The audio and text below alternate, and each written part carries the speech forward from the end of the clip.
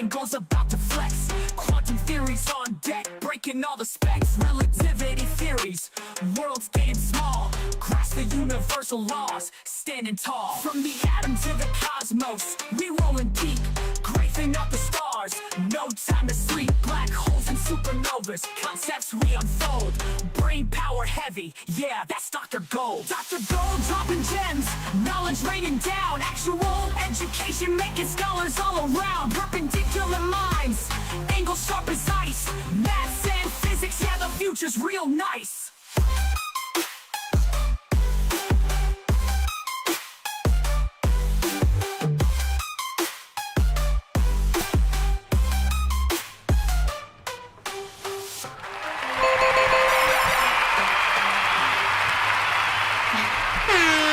Welcome, everyone, to the Golden Hour AMA podcast. My name is Dr. Gold. I'm joined by our very special guest, Isla, an awesome yoga teacher. Let's see. Yeah, thanks, everyone, for tuning in today. This is going to be a fun episode. What's up? Yo, what's up, Kaz? How's it going? Let me start this on Discord for everyone. Getting this started. Cool. Let's share the screen. Good. There we go. Going live. There we go. Nice. Okay, sweet. There we are. And is this your first time on a podcast? Yeah. Wow. Let's give it up for Isla for like first time. I love getting first time people up here on the streams. It's a lot of fun. And I feel like what happens, like, after people do this once with me, then they're like, oh, I want to keep doing this over and over again. Then they go find other podcasts to be a part of. It's pretty cool. Like, you'll see it. It's pretty dope. The thing about talking about yourself. Yes, yeah. I just love to hear myself, honestly. I'm a big fan of just like hearing myself talk. And people on the internet now have to watch me talk. It's pretty fun. This is the first time I'm actually running 2 microphones on this stream, so please let me know in the chat, guys, if I need to boost one of them. Maybe her mic or my mic's too loud. Like, just let me know. First time doing this, so we're gonna experiment with you guys. I always say this is a pretty like low stress environment. You know, it's not like a job interview where, like, I don't know, I'm always like nervous. And then I get yelled at for like saying the wrong thing. Anyways. Okay, cool. We got Apex, we got Dookie. Let me tell the students that the students here, Golden Hour podcast is starting. Podcast is starting now. Nice. Yes. Happy Thanksgiving, everyone. I appreciated all of you guys that put in your things you were thankful for in our challenge. So I'll show you this, Isla. This is actually a pretty cool thing we did. Where was it? There we go. Thankful this. And then I want to go to, it's this one and this one. There we go. Okay, yeah. So I did a challenge here where for Thanksgiving I told all the students to write down 3 things that they were thankful for. And every person that wrote it got like entered into like a little giveaway. So aww. Yeah, so me, I was like, I was really grateful for, you know, everyone that I have in my community here, the opportunity to help people with school and life, and then we have a lot of other streamers who do like math stuff with us here, and so those people are very cool, and so I appreciate all of them. That was my Thanksgiving. You know, in terms of like teachers, you're my favorite yoga teacher. I'm thankful for you. I used to hate like yoga. I used to think it was like bullshit until I took your class and was like, oh, this is actually like a real thing. And like you get like a real workout out of it. I'm a fan of it. What's up, that dude? What's up, Ace? Good to see you. What's up, Equity? Atans Bananer? What's Atans Bananer? Is that Swedish for something? Atans Bananer? Where is the it's word? It's right here. Atans Bananer. What is Atans Bananer? I don't know. But anyways, we had a lot of really cool submissions from the students. Someone said, like, let's see, they said, thankful for my family, my friends, good health, food on the table. We love that. Food on the table's great. Roof over my head, my parents working hard to provide a good life for me. W parents, dude. Yeah, you guys had a lot of really cool things. I liked it. The ability to have higher education. Dr. Gold and his friends. Aw, I thank you for that. I appreciate that, Cosmic. But yeah, this was really cool. I don't know. It always feels good for me to like see that people are thankful for things. You know, we'll probably talk about this later, but like gratitude is very important, right? It's the thing I always see like talked about in the, what is it, the mindful meditation health and wellness group. They're like, practice gratitude and everything will be better in life, I guess. Yeah, that's the fastest way to raise your vibration. Fastest way to raise your vibration is gratitude. Yeah. Yeah. Oh, it's IRL. Yeah. So the IRL stands for in real life. So usually the guests I have are over like Zoom or, you know, like, and I have them like just virtually here on a webcam, but you're like real, like this is a real person. Yeah. Wow. Yeah. Yeah. Real person came to the podcast. But yes, appreciate all you guys doing this. We'll do a giveaway probably, let's do it like 30 minutes into the stream. I'll make an announcement and we'll take like a little break and I'll do a little, I have like a little spinner wheel for the kids and it'll like choose randomly, like one of them will win a prize or something. So it's fun. Anyways, okay, let's see. What do I want to do first here? You know, I don't know. It's, oh, I know what I want to do first. Let's introduce you first to our audience, right? So yes, we have Isla here, who's an awesome friend and was my first like real yoga teacher that I actually enjoyed yoga with. So probably the last one, honestly. I can't find anybody else to do yoga with. I'm just like, what's the point? But here, if you want to tell the audience like a quick, 2-minute summary about like who you are, and she's like, oh no, what am I gonna do? That's dope. Oh no. Yeah, just tell the audience like who you are, what you do, and like what. I like this. What are you looking forward to the most in 2025? As the last thing you can talk about. Yeah.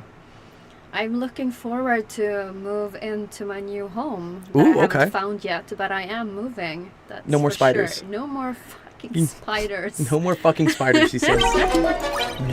No more spiders. But yeah, let's tell them a little bit about who you are.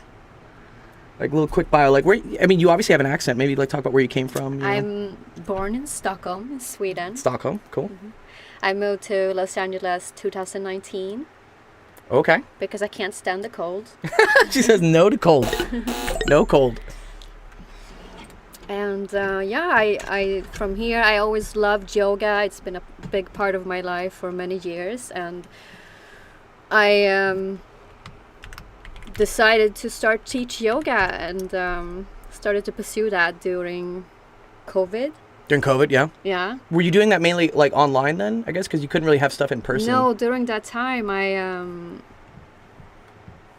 I was more practicing and did the study getting ready for it. Okay, yeah, I see. Yeah. Okay, nice. Yeah. I never planned to start teach. Do I need to have that on my ear? Yeah, you don't have to. You can have it off. Sorry. Yeah. So I never planned to start teach, but once I started to study for it, just a whole new world opened up. Oh, okay. So. And then you were like, now I can start teaching it. Like, did you have to get like a certification for this or something? Oh yeah. Is there like a yoga school? Yeah, definitely. You needed the certification. What's the yoga school? Like, if I wanted to look up like yoga school, what is it called? You need at least a 200 hour certificate to teach yoga. Yoga. Like, say I wanted to go teach yoga right now. Like, how would I go teach yoga? Well, just find a yoga training that resonates with you. Oh, okay. This almost looks like you. Isla, like yoga certification. I wanted to become a. But I actually. Oh, but it is all 200 hours. Is that the common thing? That's the minimum you wanna do. I've been taking much more than that, but you should at least do your 200 hour before you start teach. Start teaching actual people. Yeah. Oh, that's really cool. Yeah. I never thought I would teach though in the beginning. I thought I was way too. I thought I was too obnoxious to be a yoga teacher. What? She's like being too obnoxious. I didn't have that Zen personality. Oh, I see. Yeah. Yeah. And also, I thought I was not confident enough to be standing in front of other people. But during the training, we were doing a practicing class where you need to go up in front of your other students. Oh, like as part of the 200 hours, you have to like do a mock, like you have to teach people. Yeah. Oh. And when I did it the first time, I was like, whoa, okay, let's do this. I can get into it, yeah. Yeah. That's cool. So you did the 200 hours, and then after that, I guess you looked for like places to go teach, or did they like I met you through the YMCA. Like, how did you choose the Y as like your yoga place? I saw that they were searching for yoga teachers, Oh, I see. so I applied. Oh, okay. I think they're definitely still looking for yoga By teachers the way, now. on my way here, Yeah. when I was gonna text you and let you know that I was coming, I was driving, so I was texting at the same time, and once I looked down on my phone, I saw that I accidentally texted my old boss at YMCA. Told him I'm coming over. I'm coming here right now. They're like, oh, we got our yoga teacher back finally. Isn't that weird? No, but did you text him back being actually? I haven't had the time yet. Oh, okay. Well, if you're watching, old yoga boss teacher, yeah, we got her now. Yeah. Sorry, they messed up. Honestly, I say that. But that's funny. Okay, I think they're definitely still looking for a yoga teacher at the Y because no one's filled your Wednesday spot, and that was the best spot because it was or was it Thursdays? What day did you have it there? I think it was Thursdays. It was Thursdays, but it was like in the afternoon, which is perfect because I don't stream on Thursdays. Like I only stream my teaching Monday, Tuesday, Wednesday, and I think I left Thursday open specifically so that I could go to your yoga class. But now there is no yoga class. It was good times. They were the best times. Yeah. Yeah, it was good times. It got me into yoga. I was super into it. I was like, yeah, this is great. Yeah, I totally do it again if they paid me more. Yeah, if they paid me more. Yeah, that's always the problem. It's always the problem is like they need to pay me more. Like I already like when I do a couple things and like this is one of them, right? This is a charity, but I used to also like throw like these desert rave parties, you know, and people are like, oh, you should do more and more of these. But I was like, but they don't really pay me very much. You know, I make like break even. And I tell people I already run one charity. I can't run another one. I can't just be like giving myself more for free to people. Like then there's nothing left of me, right? Right. Yeah. Know your worth. It's an important thing. Ace is always on Twitch. Yeah, cool. Nice. Okay, cool. So for those that don't know how this works or this is your first time here on the podcast, what we do is the week before, I have the students write up questions that they want to ask our guest here, Isla. And then we go through the questions as kind of like little topic things, you know, just to talk about what's going on. And feel free in the chat if you guys also want to ask questions about things, more than welcome to. And we'll try to answer them all. I'm just a little bit nervous that I'm screaming. No, you're okay. You can scream as much as Okay. If you're ever worried, so here's the meter is what it looks like. So if you like talk really loud, you see how it goes in the red?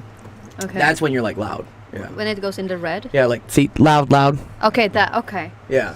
So if you ever think you're being too loud, I can lower it down because this is one of these things that as we do this, you're gonna get more and more comfortable, and then you're gonna get more and more vocal, louder and louder, like with like talking. At first, everyone's always like really timid and like kind of shy. Yeah. And then they get used to this, and they're like, oh, this is actually like. This is pretty fun. Yeah, there you go. And I got this. That's why you have the headphones, so I can annoy you with the soundboard. She's like, okay, enough. Don't worry, the sound is very even. Thank you, Blair. I appreciate that. Thank you so much. Yeah. Please let us know, like, as we're going, whether it's too loud or too quiet. We'll try to figure it out. Anyways, so if you guys ever want to ask some questions to Isla, please feel free to drop them in the Twitch chat or the other chat. Sensation says Sverige. I don't know what that. This is also one of the chats. Sverige. That's right. What is that? Sweden. Is that the team? Is that the football team that they yell about? Sweden. Yeah. Oh yeah, maybe it is actually. I don't know. Do you watch like Swedish football? Absolutely is that a thing? Not. Absolutely not. You're not a sports person. She says. Sports person. No sports. No sports. Sweet. I don't even know what. I guess it must be blue and yellow. Sverige right? is the way we say Sweden in Swedish. Oh, okay. Like, oh, I get it. Like, you know, in Italy, it's Italia if you're in Italy, right? Yeah. You're speaking Italian. French, I guess, is Franza or something. I don't know. Something like that. I could feel that absolutely not. There you go. I got you on that. Okay, here, let's do our first question of the day, which comes from Laz Joma. He says, looking back, what would you say is the most difficult part of your life during the process of transitioning out of substance abuse? Wow, we hit the heavy one like right off the bat. Oh, shit. We got the heavy question right off the bat. And then, from your current perspective, what would you change if you would the way about you approach specific parts of your process? Because you talked about this in your bio. You're completely sober, right? Yeah. Since 2015. Oh wow! Congrats, April that's awesome. 15. Wow.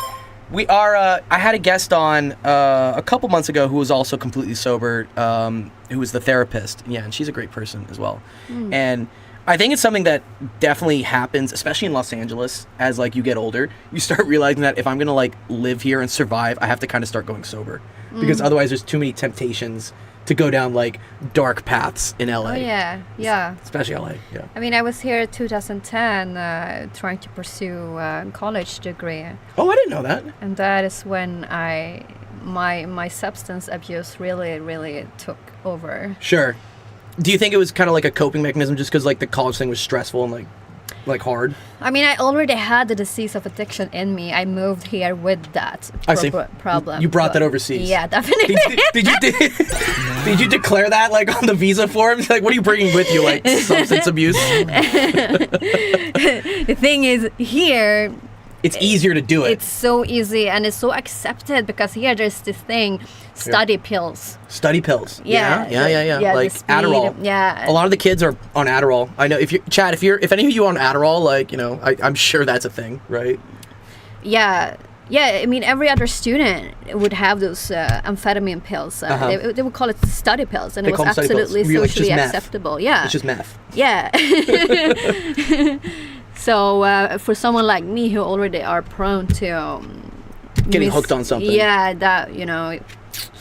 I feel like that's why I never did Adderall in college, is because I knew if I started doing Adderall, I would know what my potential was, and then I would be like, oh no, like, I can't do it without it. Like, Yeah. I'd be like, oh, but from what I understand, like, if you do too much Adderall, it's like overclocking your body, like you're like taking a loan out, because then afterwards you crash, and then it's like you're completely not productive afterwards. Yeah, that, and also I got really anxious and I feel very sad after when it goes out. Yeah, right? the crash, it wants to come So down. you need hits. something else then to suit yourself. So okay. I will need to take downers to come down. Yeah, so then it's like you need more things for the side effects. And it just builds and builds. Yeah. So it just goes on in a circle. And a lot of this is prescription too, right? Some of this stuff is like a doctor tells you should do this, but Yeah. in the end you're just like hurting yourself. Oh yeah.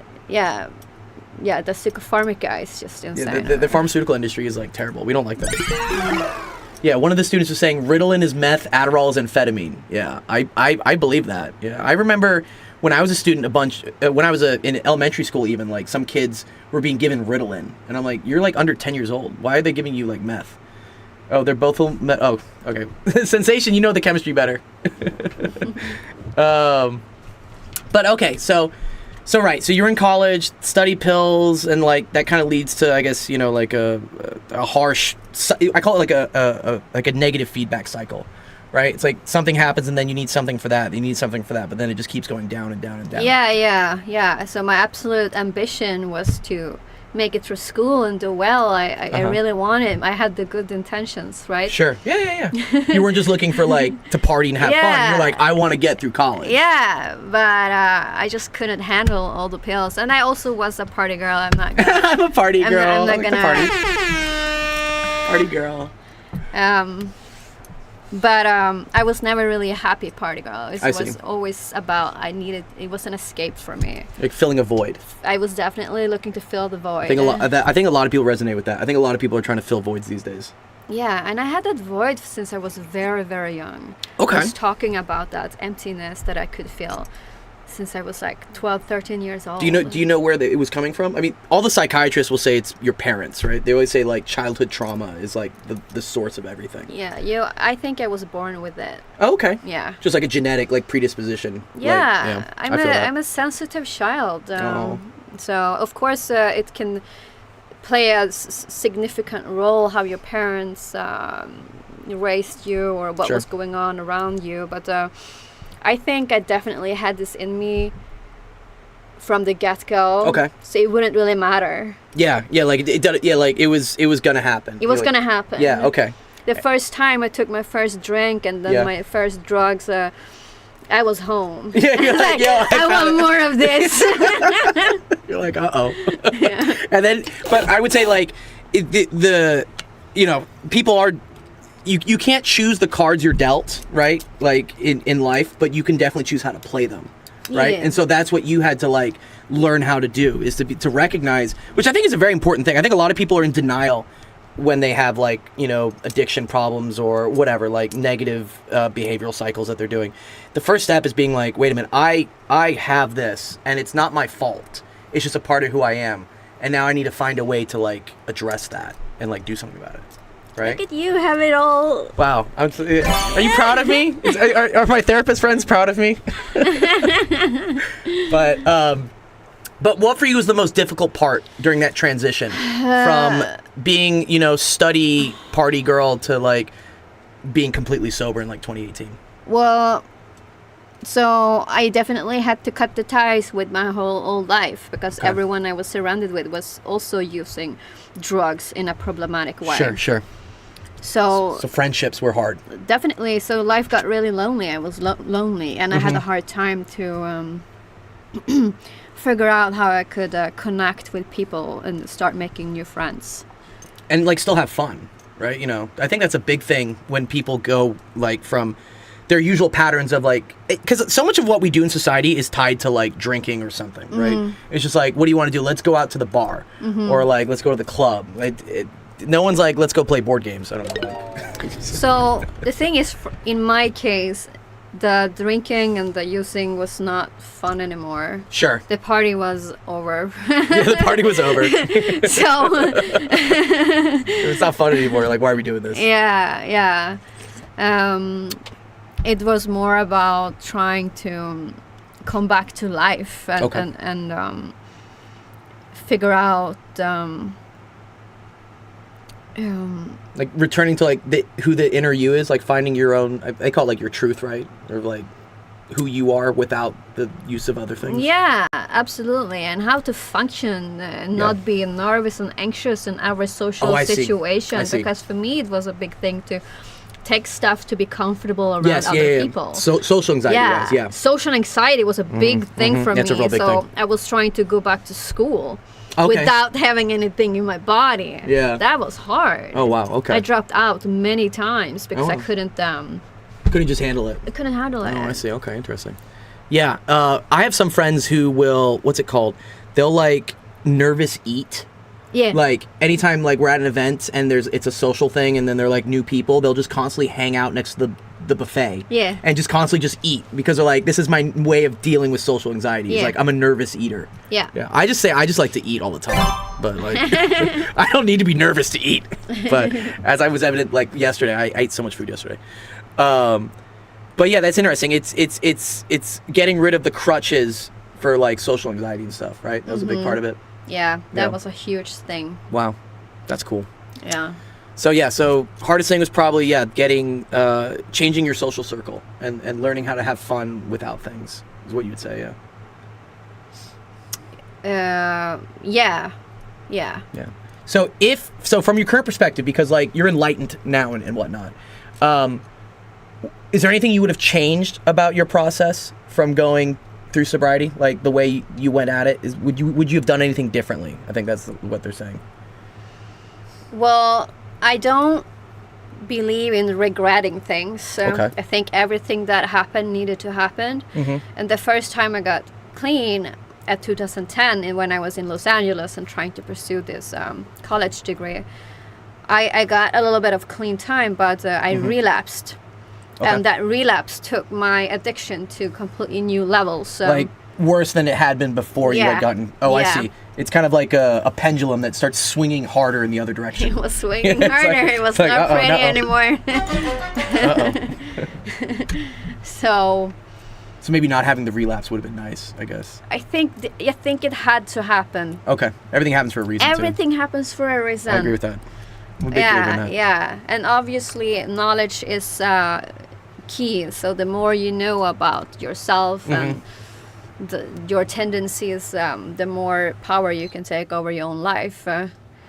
And to figure out how to live sober and create a meaningful life takes a little while, right? Yeah, I think like learning to reprogram yourself to work. And for me especially, like I've done things where like, you know, I haven't drank for like a month or whatnot, and just as like little resets. And to me, it's see, this is the bad part. I know. I probably need to be sober, honestly. There's only one way down. There's only one way down. I call it resets. I'm not there yet, but I tell my one therapist friend, I'm like save a seat for me. I'll be there eventually. But in doing these, I would really start to realize like how much of my behavior and like my ideas of having fun revolve around that, or a lot how all my friends kind of do too. And so yeah, I totally get that. That's got to be rough. Last said, that's an amazing mentality. Rather than regretting things, it's a lot better to take things as lessons learned. I agree with that. That's really cool. Yeah. There's a whole. Have you ever seen this like no regrets thing? Here, I'll show you. No regrets. It's a meme. What does regret mean? So this person is spelling regrets wrong. It's supposed to be R-E-G. Yeah. But it says no regrets, and it's tattooed like on their chest. It's kind of funny, like, yeah, no regrets. Nice. That's a good question, Laz. I appreciate that question, Laz. Thank you. All right. Blair says, I have ADHD and I'm on Adderall, but I take very low doses and take breaks regularly. I think it's important with people with ADHD to have access to stimulants at work, but to be very careful with them. Taking stimulants for ADHD is much different than taking it as a study aid. I agree. So she's saying as like treating like a symptom that she has. You know, like the doctor said, like you specifically have ADHD. You need like a small dosage of this. And if that's for you to function, then yes. I think the problem is that a lot of doctors eventually get kind of irresponsible with this, and they'll keep upping the dosage. Yeah. Because you get sensitive. Like anything in life, you build a tolerance to things, right? So if they can keep it at a small amount, Blair, cool. I think that's probably great. What I've seen too often though is they just keep upping the dosage until like kids are taking like 30 milligram like XRs or something, and it's just insane. It's an insane amount of Adderall, but they need that just to function because their bodies become like dependent on it. Yeah. And putting stuff into the body is also going to mess with your intuition and your energy. Yeah. That is the biggest concern for me when it comes to psychopharmaca as a whole. Yeah, like just pharmaceuticals in general, yeah. Yeah. It messes with your personality. I've heard that also. Friends who, go on Adderall and stuff say that they kind of, or even like antidepressants and like anti-whatever, they say like they lose the feeling of being a person. Yeah. Like, yes, there's no longer suicidal thoughts, or like, yes, they're able to focus, but they're like, I feel like a robot now. 100%. They can be helpful if you're struggling with severe depression. Sure. So when I got clean in 2015, I was having severe depression. Sure. So I was on actually 3 different antidepressants. Oh my God, 3? The first 6 months, and also way back I was. But it definitely messes with your ability to feel excited about life. So you definitely kills the you don't gets get the bad things. Yeah, but it also kills the good things. Okay. So it's going to be pretty like, So life is like, it's not going to be so exciting, right? It messes with your libido, your creativity. If you're an artist, that side is just going to be numbed. And you can't connect with it. You can't connect with like the emotions, I guess, that you need, especially for the creatives. Yeah, and being able to feel sad, that too. You know, sometimes sadness is a pure emotion that are supposed to flow happen through our bodies. Yeah. But you kill that too. Yeah. I say sadness is necessary for happiness because you need contrast. We need the light and the dark, 100%. Yeah, like this. You got the light and the dark on the shirt. This is what life is about. Life's about the blouse. This is what it is, you know? So interesting there. I know I can succeed without the stimulants, but the quality of life is much lower. Okay. On stimulants, I feel more in control of my self-balance. I think a big difference between chemical reactions as the normal brain has with stimulants versus a brain with ADHD, yeah. I think also kind of I'm glad that works for you, Blair, and I'm glad that you're able to like identify that like, hey, I have a chemical imbalance and this fixes it and my quality of life is better. That's great. I love that. I think far too often, though, parents are very quick to want to look for some sort of diagnosis for like why their kid isn't doing as well as they want them to be. And rather than taking the effort to be like a better parent or be more involved with their schoolwork or, I don't know, just discipline them or something, they would rather have a doctor say, oh, your kid has ADHD, give them these pills. So I get very cautious about the overprescription of things like Adderall and whatnot, because I think it's kind of a cop-out for parents just to be like, oh, well, my kid has ADHD, so, like, whatever. Like, give him the pills, But if it works for you, Blair, and it sounds like you and good, you've tried the before and after. You've done, like, the not on it and on it. And if you're more functional, then that's great. I'm glad that works. It's just, I get nervous every time I tutor, like, a new student. 8 times out of 10, the parent will come up to me like, so, Timmy's been diagnosed with ADHD. I just don't know, how much experience you have of working with students with disabilities. And I'm like, okay, what? Like, dude, all the kids today have ADHD. Like, you see how social media works, right? It's just like scroll, swipe. Everything is just like to the next. So I say it's okay. Like, we'll figure it out. But anyways, it's Does it usually work out? It does. Yeah, usually like to me, like whether the student has ADHD or not, I treat them the same. Like it's usually what they call a focus problem is that they just haven't been presented information in the right way for it to click for them. So they see it as like, oh, I just must not be focusing. I'm like, no, you're just not given the right thing to focus on. And that's why you don't get it. Yeah, and we all have different learning styles, the way we learn and take in information, right? Are you a visual learner or like I'm kinesthetic, so I gotta look this. Kinesthetic? What is this? I learn by doing. Oh, okay. Learning by doing. Yeah. Okay. Yeah. Touching. Yeah. I think that's what kinesthetic means, like touching or something. Yeah. Okay, so you have to like do things. I had to go through the process. But that's the way you teach me when you come over and teach me the electronics. I've taught her how speakers work sometimes. You're like, okay, now you click there, and then you click there, and once it said do that, and then you pull in this wire. Yeah. And that's how I learn. I see. Yeah. I'm not learning by you just showing me. You were always asking me though, like, where's the manual for this thing? But again, I don't think the manual would help you. Like, you don't want to read some booklet on how to do it. You need someone to show you how to do it. I hate manuals. I never read manuals. I don't. But I'm just actually surprised how they can sell you electronics and not send you home with a manual. There's no more manuals anymore. Yeah, there's no paper, or it's like written in Chinese or something. I'm like, what? I can't read this. And you're like, oh, you need this software. Okay, how is someone supposed to know that you need this software? And where do you find this software? It's only because I've done it so many other times with other things. Again, I've done it other places, so I know to do it with something new. Yeah. That's all learning is, right? Is if you've done it before and then you see something that's slightly different, you'll know how to do it as well.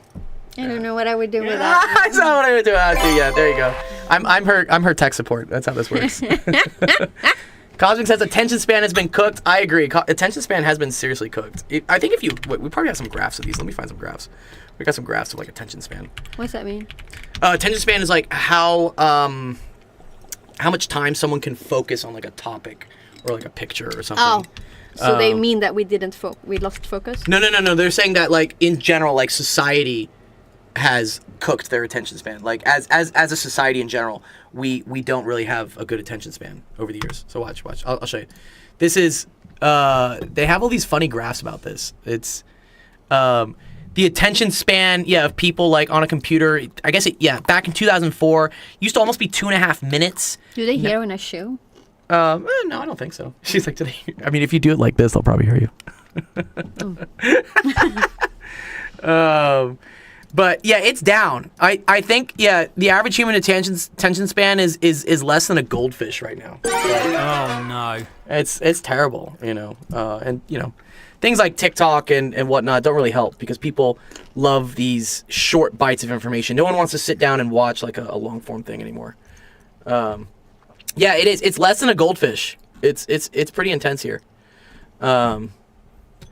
But anyways, let's see. Blair says, I strongly agree. ADHD is genetic, and I have a kid. I work around how he learns. I waited till I was in my 30s to start stimulants. Oh, wow, good for you. Okay. And hoping my kid will make the same choice. I don't want to start a stimulant problem this early in his life. Yeah, I agree. I think kids should be able to, like, figure it out, and then if it's needed, then start, like, introducing the pharmaceuticals, if you really need to. I don't know. It's like, for the longest time, I got LASIK. I eventually got, I used to wear glasses all the time. But I needed glasses pretty young, at a pretty young age. And my dad, who's a doctor, this makes no sense, would not, he was very hesitant about allowing me to get glasses. Because he's like, once they give you glasses, you'll always need glasses for the rest of your life. Yeah. He thought it was just a phase in my childhood and it would go away. Mm-hmm. And I was like, Dad, I can't fucking see the board. What? But for the longest time, he held out, being like, you don't, because, I was 7 or 8 years old. I'm like, Dad, I can't see. And he's like, well, it may fix itself by 9 or 10. You don't want to start that now. But it didn't. And eventually, I legit, I think the teacher sent me home with a note being like, Giovanni needs fucking glasses. He can't see the whiteboard. And I remember the first time I put glasses on and I looked down at the dirt and I was like, oh, wow, the dirt has different colors. It's all not just this one shade of brown. There's little specks of black in it. I was like, what? Yeah, like the HDR turned on in my life or something. I was like, wow, this is dope. All right, let's see some other questions we got asked. Okay, Equity says, how important do you think vulnerability is in the healing process? Do you believe or practice any other parts of Hinduism, and if so, which ones? Well, there's a couple questions here, so let's go for the first one. So, how important do you think vulnerability is in the healing process of anything? I guess, yeah, could be. I think he's talking about addiction, but yeah. I feel that the vulnerability is something that comes naturally when you're going through something difficult. Okay. You get hit by it, right? We can be judgmental to things we don't understand, but once we've gone through something really difficult, that kind of humbles us and makes us more vulnerable. No, what's that? Vulnerability. Vulnerability. Yeah, vulnerable. Vulnerable is I guess opening yourself up to someone, right? And being like, I don't I have these problems. It definitely, especially amongst men, right? We tend to not be vulnerable because showing that we have feelings and emotions is seen as a sign of weakness. Oh. So being vulnerable is being public that you're in a weak state, I guess. Oh, absolutely. Yeah. The more we dare to open up our hearts and be absolutely transparent with who we are and what we're going through, the bigger life we will get. But then obviously we need to be a little bit mindful with who we are vulnerable with, right? Okay. I don't want to pour out my heart to just anyone. Yeah. I need to come to people that are able to hold the space for me. Okay. Now, I've heard this so much in the yoga and therapy world. What does hold the space mean? I'm just I'm is there a box that I get and I'm just here, this is yours, I'm holding it for you. What's holding the space mean? Well, if I'm going through something challenging and I feel sad about, let's say I'm upset with how I'm being treated at work. Okay. And I come to you. Yeah. And I say, my boss sucks. Yeah, my boss sucks. He's so unfair with me. Yeah. And I feel that he's disrespecting me. Okay. And to hold the space for me in a safe way is for you to say, oh, I hear that you're upset about your boss. Uh-huh. And I hear that you're in pain right now. Uh-huh. I'm sorry you feel that way. But don't offer them solutions. Don't try to fix them. Don't try to fix them. Don't give them advice. Yeah, that's my problem. That's why my ex is my ex. I kept trying to offer her solutions. Every time she came with a problem, I'm like, all right, let's fix it. And she's like, you don't get it.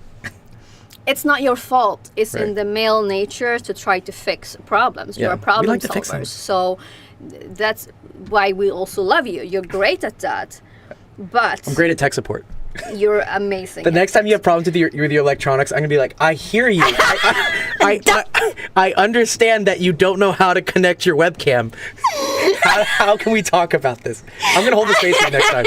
I'm not gonna help you fix your webcam. There are situations if somebody specifically come to you for advice. Okay. That means that your advice are needed or desired. I see. Okay. Then it's then we go into problem-solving solution mode. Yes. But holding the space is, from what I would understand, is basically repeating what you say to me to make you feel like you're being heard, I guess, or understood, and then giving you an opportunity to vent. I wanted to say to rant, but to vent about it, I guess. Yeah, just allow me to be with my sadness and my frustration without trying to take that away.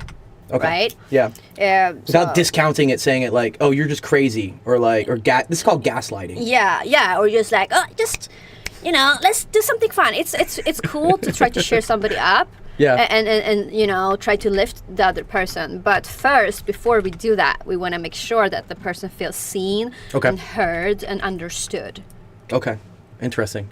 Okay, so and I would say that's part of being vulnerable, right? Is finding the right person that will be there for you and not take advantage of you, like opening up like this. Yeah. I think far too often this happens with girls and guys sometimes. If a girl like goes to a guy friend and says, "Hey, I want to talk to you about my ex, like or like my current boyfriend, I'm having problems," and like starts saying all this information, and then the guy's like, "Ooh, she's gonna be single soon. I should take her out on a date."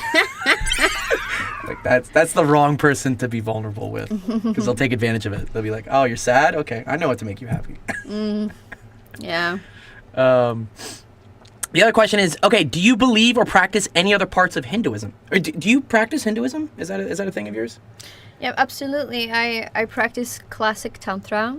Oh, classic tantra. Okay, cool. Yeah, but Hinduism, it's a little bit of a complicated term, but Why is it complicated? Because it can mean so many things, or what? yeah, it's A way of life, and then but it's also maybe like spiritual, or so up until I don't have all the years in order, but up to some point in time. yeah, in the beginning, Hinduism was not really a thing. That's not how you would talk like It's more modern to say Hinduism. Okay. Okay. Let's not narrow into it. Let's not. Let's not put it in a box. Yeah. We're not holding the space for that box. But yeah, I definitely my core practice is rooted in ancient Indian tantric yoga practices. Okay. And like, there's a name for this specifically, right? Is it Kundalini? Is that the name of it? The name for it is Tantra. Oh, it's just called Tantra. Okay. And what is unique with Tantra, so the Tantrikas were the first to discover the Kundalini energy that we all have inside of us that we can work with. Which is the breath of fire stuff we talk about. Yeah, right? so we awaken this powerful energy and we become more alive and powerful and vibrant. Mm-hmm. This is the sexual energy that we're working with. Mm-hmm. And all life is being created with this energy. It's created with it, yeah. Yeah. It's all part of it. Not only the most obvious ones. Like, not the most obvious stuff. You kids. Okay, cool. Do you think yoga and breathwork will become more integrated into traditional medicinal practices? Absolutely, I see that already. I meet a lot of therapists. A lot of my clients actually are therapists and themselves acknowledged how traditional medicine is very brain focused, and we need to become better with tapping into the body rather than trying to solve things from up here. Exactly. Yeah, like it's holistic. This is also what they talk about with like Eastern medicine is more like it's more of, you're not just trying to treat like the individual symptoms of like, oh, my thumb hurts, like what do I do for that? Or like, oh, my arm is sore, what do I do for that? You're like, as a whole, what is this all telling us? You know, because everything's, I guess all the organs are connected to each other, right? Is that what we talk about? Yeah. Everything. Or they look at like the color of your skin. Like they can diagnose you based on like how green you look or something. I don't know. Yeah. Yeah. Okay, cool. Good question there, Equity. Appreciate that. Thank you, man. Here, you don't have to wipe it on your pants. No, thanks. I'm like a kid. That's why I got you that. I got you the napkin so you don't have to wipe your pants on it, because I know that's a lot. Here, let me turn the AC back on. I want a little bit of air. Okay, cool. Good question there, Equity. Let's move on to the next one we got. Let's see. Sensation says, tell people about the word forbovelin. Is that how you pronounce it? Forbovelin? Forbovelin. Forbovelin. Forbovelin. But that is something that my grandpa would say. Okay, it's like an old person. It's not like a young person word these days? Yeah, it's not a young person word. Oh. My parents have never said that. Yeah, so it means it's is like it like a curse. It's a curse word, right? It's a curse word for something we don't like. Okay, just like this is shite, or like What is this shite? sucks, like shit. but like I think a shite is like kind of like the German way of saying it.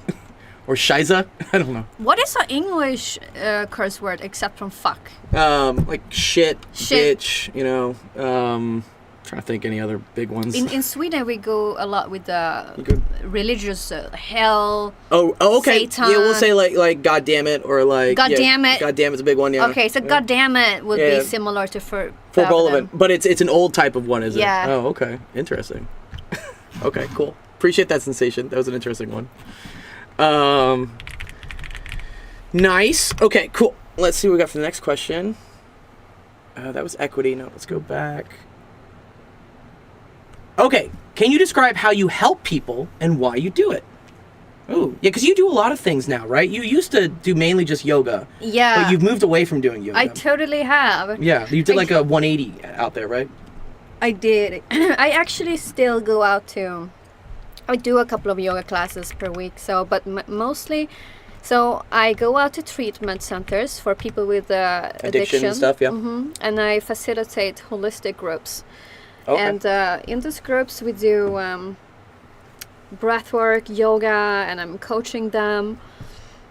So, and then I also do this on the side that is not related to the treatment centers. So you also do these breathwork classes, I think, right? I mean, if we yeah, I've been throwing breathwork events at my house for a year now. Yeah, we can check out your website, right? Well, this is your. Oh, this is my Instagram. This is your Instagram, yeah. But I'm trying to think if you have like videos of like the breath. Yeah, I do. Or you've done this before too, right? You've done like massive yoga classes for people, right? But I think you said you don't want to do this anymore. You don't like this. You don't like the hippies in the dirt. It's too hippie for me. It's too hippie for me. You can scroll down. I show. Or maybe like one of these. Not. This is kind of like one of the things you do. Yeah. So like what's happening here? So this is a session, for instance, you're having on like a Wednesday or a Friday night or something. So this is probably a full moon. We do a full moon ceremony where we are writing intentions. We decide what we want to let go of and something that we want to bring into our lives. So when we remove something, it could be a person or a limiting belief or an addiction. Something that sucks energy from you that you want to stop doing or remove. Okay. And when we remove something that's been sucking energy, we're also creating space. You got to replace it with something. You're going to replace it with because otherwise something bad's going to come in instead. I would say that, like, if you like, I see people who are like, I'm going to quit drinking, but then they start smoking cigarettes. And I'm like, okay, well, excuse me? Yeah. Didn't really fix that. So we basically set an intention and seal it in. Okay. And then I lead them through a powerful breathwork session, which is not traditional box breathing, no boring stuff here. No boring stuff, yeah. It's also called getting high on your own supply. Getting high on your own supply, yeah. It's breathing like, I said, it's almost like, I would describe it as like hyperventilating. Yeah. But like with intention, I guess. Intention, yeah. Yeah. We basically move stagnant energy, emotions. So depending on how good you are with channel emotions. So let's say if you feel safe to express sadness. Okay. What is a healthy way to express sadness? I would say crying. Crying, absolutely. Yeah, crying is a very good way. But what if you never felt truly safe to express sadness? Maybe your parents will detach from you. Yeah. And it was not really allowed. Crying is seen as like weakness. Yeah. Like your dad hit you if you cried or something. Yeah. It's like, so I didn't raise no weak person. So then you learn it's not safe to be sad. Okay. So you pretend that you're not sad and everything is good. Yeah. But it's not going to disappear, right? It's still there. It's still there. So it sits in the body and it's called creating what we call energy blocks. Blockages, okay. Yeah. Interesting. And what makes this practice so powerful is we help the body to start dissolving these energy blocks. So through the breathing exercises? Through the breathing exercises. Oh, very cool. I went to a psychic. It was 2 weeks ago. You went to a psychic? I didn't. The girl that was visiting was like, I want to take you to a psychic. I've never been. And I was like, oh, I've never been either. Yeah, so I went and got my palm read for like $20 on Venice. And the person said that I was emotionally blocked from marriage, but that I would still have 5 kids in this life. 5 kids? Oh, damn. But not married. She asked me, like, do you want to get married? I was like, yeah, I'd love to get married at some point. And she said, no. She says, you have too much emotional blockage for marriage. So it's interesting you talk about the blockages. You know, I could see that. I've been to one of your sessions. I've been to. Didn't you come to 2? I've been to 2 of these. Yeah. I need to come to more of these because you still do these, right? Or I is do. it a little bit less? Yeah, it's less now because it's been cold. But I will run a few until I move. Oh, to your new spot. Yeah. Because someone's asking, is this multiple places or just one spot? This is one spot. But you travel to other places to do this. I do pop-up events too, and I do private events. Sometimes people ask, I have my birthday, I want to do something cool for my guest, and then I come in and do a breathwork session for them, which is really fun. That's cool. Yeah. I can see this as like a bachelorette party thing. Yeah. You know, like, let's get the girls together and like, you know, get high off our breathing. It's great because if you want to move away from get together and drink. I don't know if you guys drink actually. Well, a lot of these kids are under 21. But don't you drink anyways? Yeah, we're not supposed to, but yes, they do. They do. Weed and stuff. Yeah. No, it is a big thing, especially amongst the youth. Like they're all addicted to like vape pens these days, the nicotine stuff. Oh, the vaping stuff. The vaping's the worst, right? We don't like people vaping like there's no tomorrow. Right. I think it's a big problem.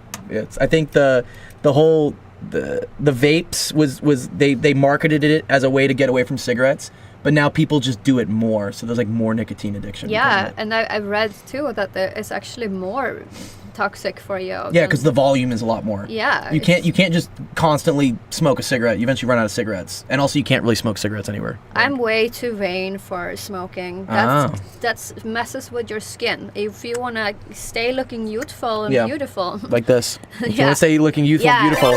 Seriously, should I tell you how old I am? I can have them guess in the comments. Do you guys want to guess Isla's age? That'd be kind of fun. But where was I going with this? Yeah. Oh, so you're saying instead of like the traditional bachelorette party of like just getting drunk and like partying, you're like, oh, let's like do one of these breathwork sessions, which would be like pretty cool. Yeah, it's more transformative and it's creates a unique experience that really leaves a mark. Yeah. I need to start coming to these. You got some like cute girls at these events. I need to start coming to more of these events. You know, just opening up about my. I love this. This picture's cool. So everyone like puts on like blankets and then. Do you have any videos of people doing it? No, it's just like pictures of this. But it looks pretty intense. I can't imagine if someone were like peek over your fence and see what was happening at this. That's pretty sad. Yeah, they'd be like, they're like, excuse me, what's going on here? Yeah. But yeah, this is one of the main things you do, right? Yeah, is the breathwork stuff. This is really cool. I like the gold. Wow, the gold is nice. But what are you moving into now? What's like the primary way you want to like help people? I'm moving my business online maybe. So I do breathwork sessions online. I have a class online, but I also coach people one-on-one online. Like a course or something. Yeah. This is the. I mean, that's what I did. I moved to online doing this just because you can reach more people, right? Yeah. You could have, 100, 200 people in your online session going through something versus, when we talk to people one-on-one, I can only reach a couple people at a time. Right. Yeah. That's pretty cool. So online stuff, yeah. I see a lot of tech support in our future together. I see a lot more like my webcam's not working, my microphone doesn't work. Actually, this mic I recommended to you, right? Yeah, this is the one you got. Yeah. The whole setup is recommended by you. He was just talking about like looking for a new apartment or something, and you were saying, I keep looking for somewhere with good lighting, and I'm like, this isn't a closet. Like you don't need to have windows. You can just get a bunch of light here. I have actually a picture of this setup. So some people, I'll put it in the Twitch chat here, but this is pretty cool. If you want to see like a little bird's eye of like where Isla and I currently are right now, you can click on that link. But this is a like kind of almost like a panorama, so people can understand like how many screens we got in here. Yeah. Nice. Okay. Oh, other question. I'm very interested in, did you have an idol? So this person's from Bosnia, actually. The student, so their English is not their first language, but I think what they're trying to say was, there someone that you looked up to that got you into yoga?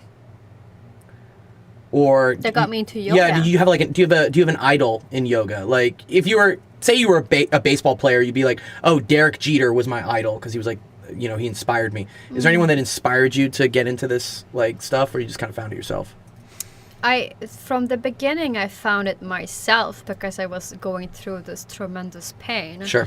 And somebody that I live with, a roommate at the time, recommended me this temple where he used to go and sing mantras. And he said, that's fun. That helped me to get sober for 2 years. Oh, and wow. I think you Nice. would like that because you're kind of spiritual. And it's like, okay, where's this temple? Okay. It was in LA? There was just It was in LA in 2010. Do you know what the name of the temple is? I'm just curious. It's called Siddha Yoga Meditation. Siddha Yoga. It's SIDDHA. Oh, there we go. This one. Yeah. Oh. Yeah. Address next to the golf store. Yeah. I returned to it actually last year. Do you teach at this one? No. It's a little bit different. It's definitely, we sing mantras and it's chanting. Let me see, do they have events? I'm just curious. Like, how does this go? Oh, okay. So here's all the events they got. Nice. So on the weekends, they do stuff on the weekends, I guess, right? Or, yeah. The satsang. It's the satsang that is. This one. Yeah. This is how I found my connection with God or higher power. Was Sue's satsang? Is this? You're just repeating like the same 3 sentences over and over again? Repeating the mantras over and over and over, very cool. It takes you into a trance. Ooh. So it also again it just feels like you're getting high. Yeah.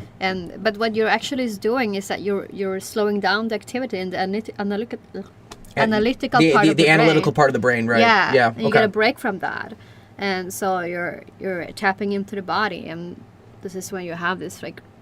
You're removing the blockages. Yeah. I could finally get married maybe if I go to enough of these satsangs or something. Yeah. That's cool. Or I guess they're an hour and a half. Yeah, that's cool. I want to see. Maybe they don't have I want to see if they have pictures of it.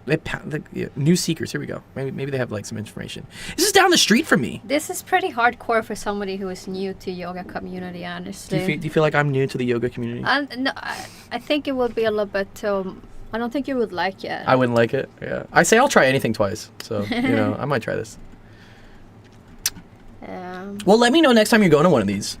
If you would be my what is it, my guide. Oh, do you want to come with me to a shanty? I would, yeah. I would go with you to one of these. Yeah, that'd be kind of fun. I'll try anything. Yeah, it's fun. Actually, honestly, why I got into yoga is because I was like, oh, let me just try this out and see how it was. And I was like, oh, I like it. Oh, cool. Dope. I say you never know if you like something if you don't try it. Right. Yeah. Yeah. So. Yeah. Try things. Later in the years, I have had a lot of. I do have a lot of teachers that inspires me a lot. So, but it came later when I got more Super Is there any nerdy. specific people? Are you who's the guy? Rumi? Rumi's a big person, right? Do you know who Rumi is? Or Ram Dass? Ram Dass, yes. Ram Dass, a cool guy. Let me see. It's this guy. I remember. Yeah.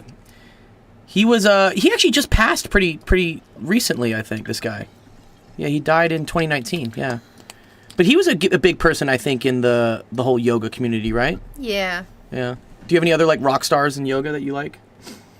Well, there is a website that is called Tantra Illuminated, and this guy is teaching classic tantra.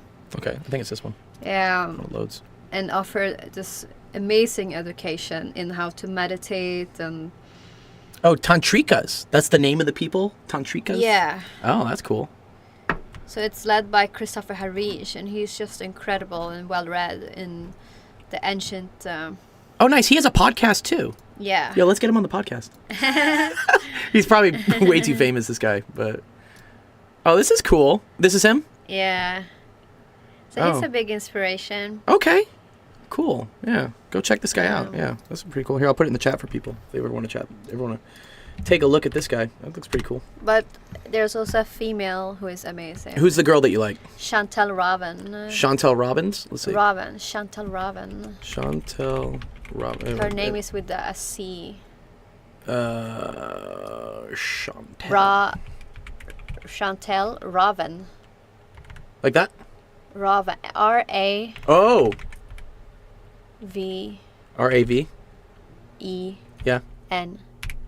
And not Tantra Illuminated. Okay.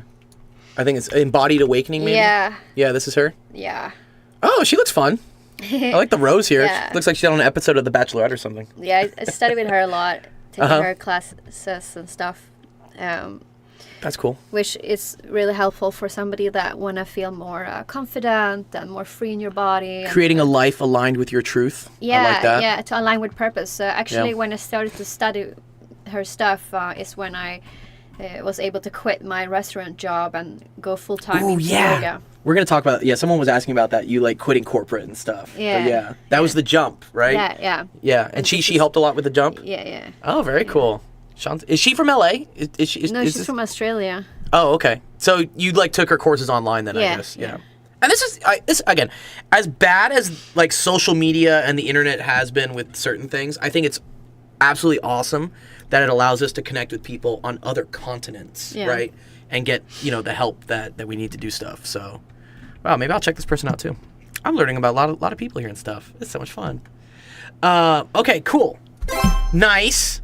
Vulnerability is special because it's what makes us human. Yeah, exactly. Yeah, emotions make us human.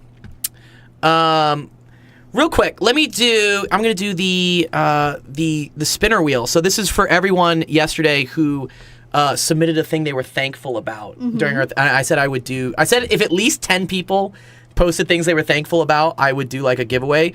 28 people posted. Oh, wow. Yeah. So I'm going to do. Where are these people coming from? Is it your students? It's just it's everyone in my Discord. Yeah, students and stuff, and just they all.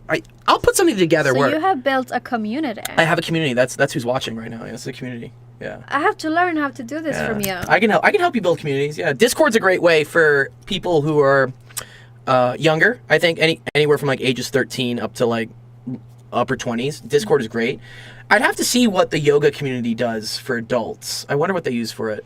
Because I want to create a community, a yoga community that refrains from substances. Oh, okay. There's Like a sober. There's a lot of drugs in the yoga community. There's a lot of psychedelics. Yeah, and I agree. can't stand that. Yeah, there's a lot of. Oh, you want to do some ayahuasca? You want to do DMT every weekend? Like, you need to stop. I think these people are kind of tricking themselves, thinking like they're getting enlightened when really they just want to get high and like have an excuse for it. Yeah, it's just an excuse. And of course, there are psychedelics that absolutely unlock things. Things. Yeah. But what I see in the community is becoming like a every weekend thing, and that is not for spirituality anymore. It's just like you're hitting the pleasure button. You're like, I want to feel good. Yeah. But yeah, I agree. All right, here, let's spin this. Let's see who's gonna win. 28 of you guys said what you were thankful for on Thanksgiving. That's super fucking cool. Who's gonna get it? Wow. Oh, it's gonna go to Dread OG Moses. Good job, Dread. Good job, Dread. And thanks again, everyone, everyone who like put in something they were thankful for. I really enjoyed reading that, guys. Yeah, especially yesterday during like Thanksgiving. I was just like, oh, like all these kids are thankful for stuff. That's super cool. Nice. Okay, let's go to what our next question is. What are they winning? They win $10. Those kids win 10. Yeah, Dread wins a $10 gift card, probably be V-Bucks or something. Okay, Mean Machine Rex. Mean Machine, you submitted like 14 different questions, which I'm sure a couple of them were inspired by ChatGPT, which is okay. But I actually did something really cool here. I asked ChatGPT to look at all his questions, pick the best 3, but don't have them overlap with other people's questions. This is the cool thing with AI. It's super dope. Trust me, I am thankful for the ChatGPT. Yeah. It's like I have a love relationship with that. Yeah. It's so useful. It's like a tool. It's like a calculator. Like I no longer have to like do things by hand. I can just like press buttons. And I discovered it just like 1 month ago. Yeah. And you're not a very techie person either. You're not a really technology person, But what do you mean? What do you mean? Why do you keep calling me all the time for like, why does my webcam not work? But that's this is what I do love about ChatGPT is that it has opened up the access to all this cool technology stuff to people that aren't necessarily technology people. Like the average everyday person doesn't need a computer science degree to figure out how to use neural networks and machine learning and AI to make their life better. It's super cool. Yeah. Yeah. They just made it like it's cool because it's based on what's called like what's it called? It's a language model, right? So it's based on human language. And we all know how to speak in human language, right? We know how to speak words. And it's taking that putting it into like computer code and then outputting something that's also still human language and not like specific like nerdy like computer science stuff. Yeah, it's super cool. I agree. I think it's cool. But one of the Mean Machine's questions was, can you explain the concept of self-love? Ooh. You know, I get told a lot of times that I don't love myself, and I don't understand that. But like, so maybe you can help me enlighten on that. Like, what is the concept of self-love? Is it probably like the absence of self-harm? Yeah, I mean, what is the opposite of self-love? There you go. It's when we do stuff to ourselves against our own will, usually, right? Or just like subconsciously, I guess, sometimes, right? Subconsciously. So self-love would be to make actions that demonstrate that I am somebody that deserve to be respected. Ooh, okay. So the way I treat myself is the way I teach others how to treat me. Okay. Right? So if I talk bad about myself, if I, you know, pour shit into my body and I'm not... Smoke those pineapple berry juice vape pens. And if I break promises to myself and just not following through and not showing up for myself, that is not self-love. Self-love, I actually used to say in my yoga classes, discipline is one of the most powerful way of practice self-love.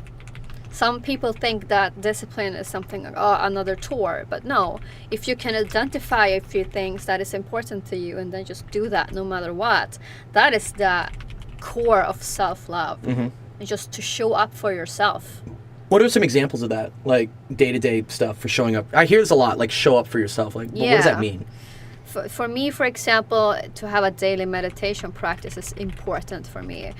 It could be to set boundaries when I feel that somebody is not respecting my time or, you know, giving me mixed signals. And if that's starting to feel uncomfortable for me, I decide, you know what, I'm not okay with this. Thank you, but no thank you. Yeah. Saying no. Yeah. I'm the worst at saying no. I can't say no to anybody. I'm so bad. Oh no, it's hard to say no to me. Yeah. I won't say no to you either. Oh. It's okay, Ace. We'll get to yours too. No, Why it's do you great. think it's hard for you to say no? I just like, for me, I get the most happiness out of seeing other people happy. It's like it is interesting. I think, again, if I'm trying to like put everything back to like my childhood, because that's apparently the cause of everything, according to therapists. I grew up in a big family, right, with a lot of sisters, and so for me, being around a lot of people and those people having fun is what gives me like happiness. And so and especially, we can talk about this later, but like love languages. Do you know the love languages? Of course. Okay, yeah. So like my way of like showing love is acts of service. Like I love acts of service. I love doing things for people, and that in turn like makes me feel good as a person. So if someone says like I need help, like I will help that person because I love doing that. Yeah. Is that also how you want to be loved? Good question. How I want to be loved? Not really. Yeah, not really acts of service. I mean, I appreciate it. I recognize it. Like if someone does something for me, I'm like, wow, that's really cool that you did that. I appreciate that. I think for me, it's either physical touch, which is like every guy's physical touch, or really quality time. I appreciate quality time because I know time is like one of the most important assets we have, and especially in today's age, like I just don't have much time. So if someone says I'm going to give my time to spend that with you, I'm like, oh, that's very cool. I appreciate that. Yeah, that's the way I think it is. Yeah. So saying no to people is a way of, I guess, practicing self-love. So maybe I should start saying no to more people. I'm not gonna say no to you. You can ask me as many times, and if you have noticed, whenever you ask me for help, I do at least do it in a time that is convenient for me. I think if I was too much of a pushover with people, I would just drop everything I'm doing and just go help that person. But for me, I always try to balance it by saying, okay, if I'm gonna be in this location anyways, and it's only gonna take me 5 minutes to go do it, whatever. Like that for me is like, I guess, the balance in like not giving too much of myself out, So just know, you can always ask for help. It just may be at a more convenient time for me, which will take time. Yeah. how much is pathological in either extreme? What do they mean by that? How much is pathological in either extreme? Well, let me see I have their original questions actually. So I thought Mean Machine Rex originally ChatGPT these questions because like there's a lot of them. But here, well, let me find them real quick. They were, but he says like no, none of that was ChatGPT. That was all me. Well, that's great. Yeah, good for you, man. I'm just like no. Again, no fault. It's just a lot of students do just use ChatGPT to come up with like big numbers of questions. All right, let's see. Here's where they were. Here's all of his questions. Let me see. Okay, well, it was part of the same thing. He said, can you explain the concept of self-love? How much is pathological? What does pathological mean? I was like, thank God you don't know, because I was like, I don't know. I'm gonna look stupid now. Okay, no, changed or caused by disease. Okay, so I guess how much of self-love is caused by a physical or mental disease, maybe? I guess maybe that kind of goes back to the addiction thing you were talking about, how like you were just born with it. They talk about this, right? Addiction is a disease. Like, it's not like a choice. Yes, but in this particular question, I think self-love, the way you got validated by your surroundings, your caretakers or parents, plays a big role. Okay. So, if your parents were very critical of you, absolutely that will affect your ability to feel okay in your body. Oh, right? Okay. And that's your surroundings. We talk about this like nature versus nurture, right? Nature is like it's in your nature. That I think is like kind of pathological. It's like it's pre-programmed into you versus nurture is like what's happening around you. Like you said, like parents or supportive friends. So yeah, I guess you're saying that self-love is mainly the nurture aspect. It's those kind of around you. You aren't like programmed to not have self-love or to have self-love. It's more of what's around you. I strongly believe that our purest form is love. Everyone is love. Mm-hmm. That's the core. But then depending on what happens to us when we grow up, we might get detached from that inner knowing that I am love. I am undestroyable. Nobody can destroy love. Except yourself. Except ourselves. I can forget who I am.